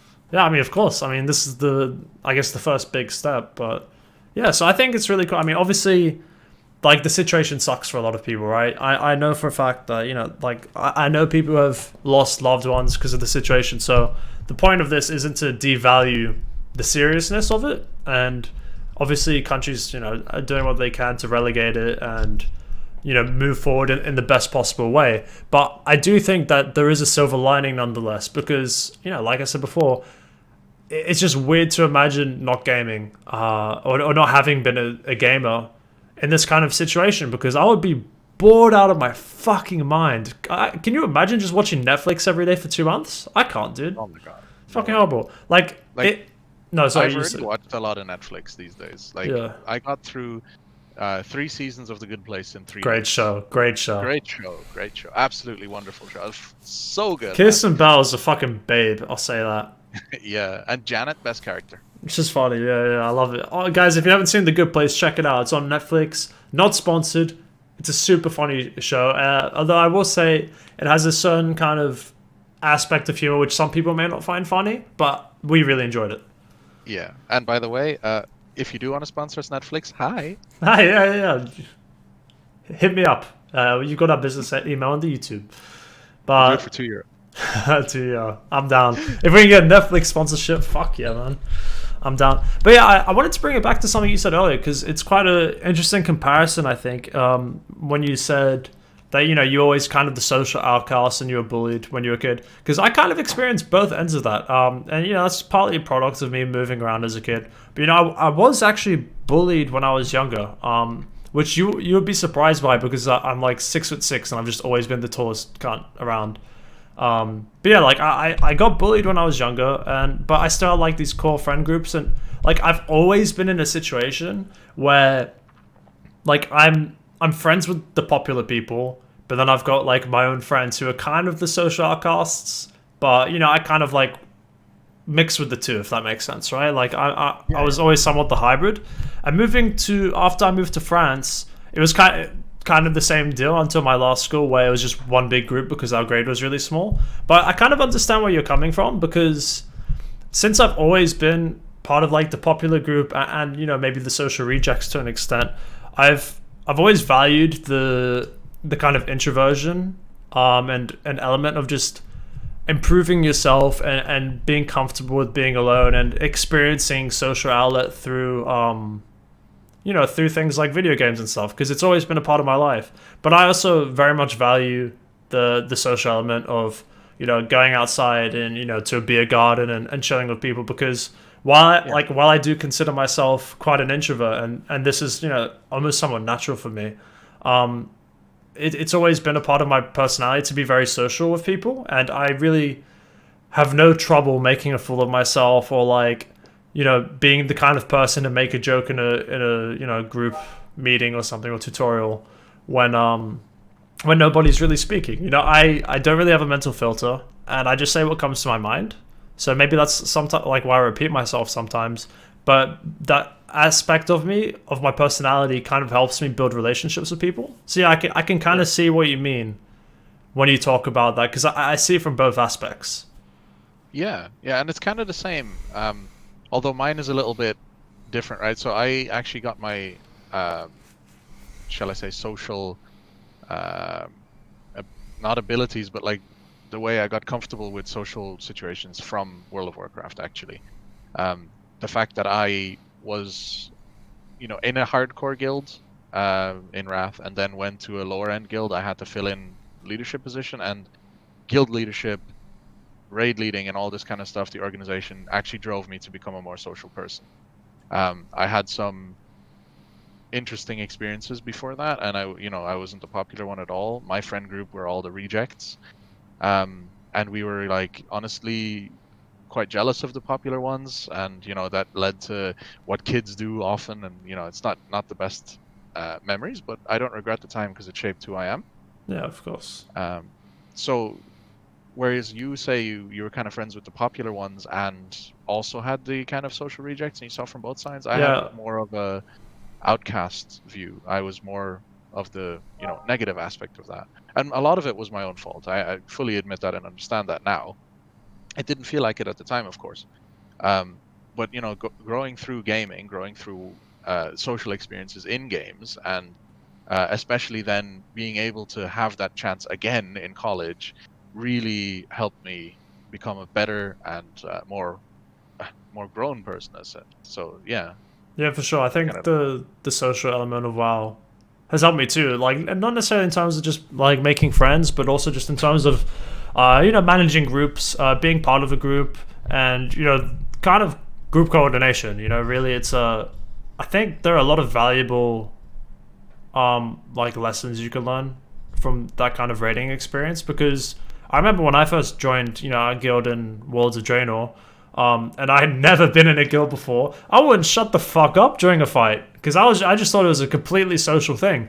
And then Leon whispered to me, he was like, "Yo, shut the fuck up," because Ben was getting annoyed. And I was like, "Oh shit, I'm sorry. I didn't realize that we were just meant to like listen to the raid leader and be quiet." And obviously, I get that now, but like, yeah. By the way, shout out to Ben for giving me the skills to do conflict resolution. You were a cunt and a raging piece of shit, but you helped me. Actually, true. I remember Ben and I had a little spat one time, and you had to sort that out. He was Yeah. watching before, but he's not here anymore. But we'll send that a clip. Yeah, Ben, thanks for being a cunt because it made me more able to tolerate cunts in the future. So I really appreciate that. Love you, Ben. You're a good guy. Absolutely. Love you, Ben. That being said, like, even when it comes back to high school, like, I've always been the guy to, like, take the brunt of the banter and, you know, all that kind of stuff. Because, I mean, you know me, and it's just a part of me, but I always make fun of myself and put myself down. And, you know, sometimes it's me being hypercritical, but a lot of the time it's just me joking around. And, you know, that's kind of how my humor is. So I think that was an interesting learning experience for me, like, as a teenager, because it taught me to take a lot of shit, dude. Like, I mean, in high school, I was like, it was just one group of friends, and, you know, like, we would all banter with each other. But I got all the fucking, like bullying, really. Like, it wasn't really bullying, because, like, everyone got it, but it was just banter taken too far. So it really made me, like, a better person, because when you're, like, a teenager with all your fucking, like, hormones and shit, and you don't, you know, you think you're so smart, but you're really just a dumb cunt, then it gets to you, and, you know, it ruins you. So I think, actually, that's actually what, like, taught me to, really focus on myself, you know, get into things like music and martial arts, because it became an outlet for me and a way to focus that, like, negative energy on improving myself. And that's something that's definitely stuck with me. Definitely. I always feel that we grow through challenge and adversity.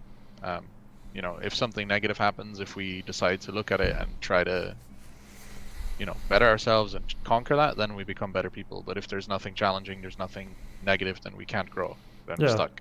I think you can definitely relate that to mental health as well, because you know, a lot of you know, things you see with depressed people, it depends on which lens you look at it through, but it's often a lot of depressogenic and, you know, quite negative thoughts which are automatic. So it really just becomes a matter of not necessarily changing those thoughts, but changing your perspective of them and how you deal with them.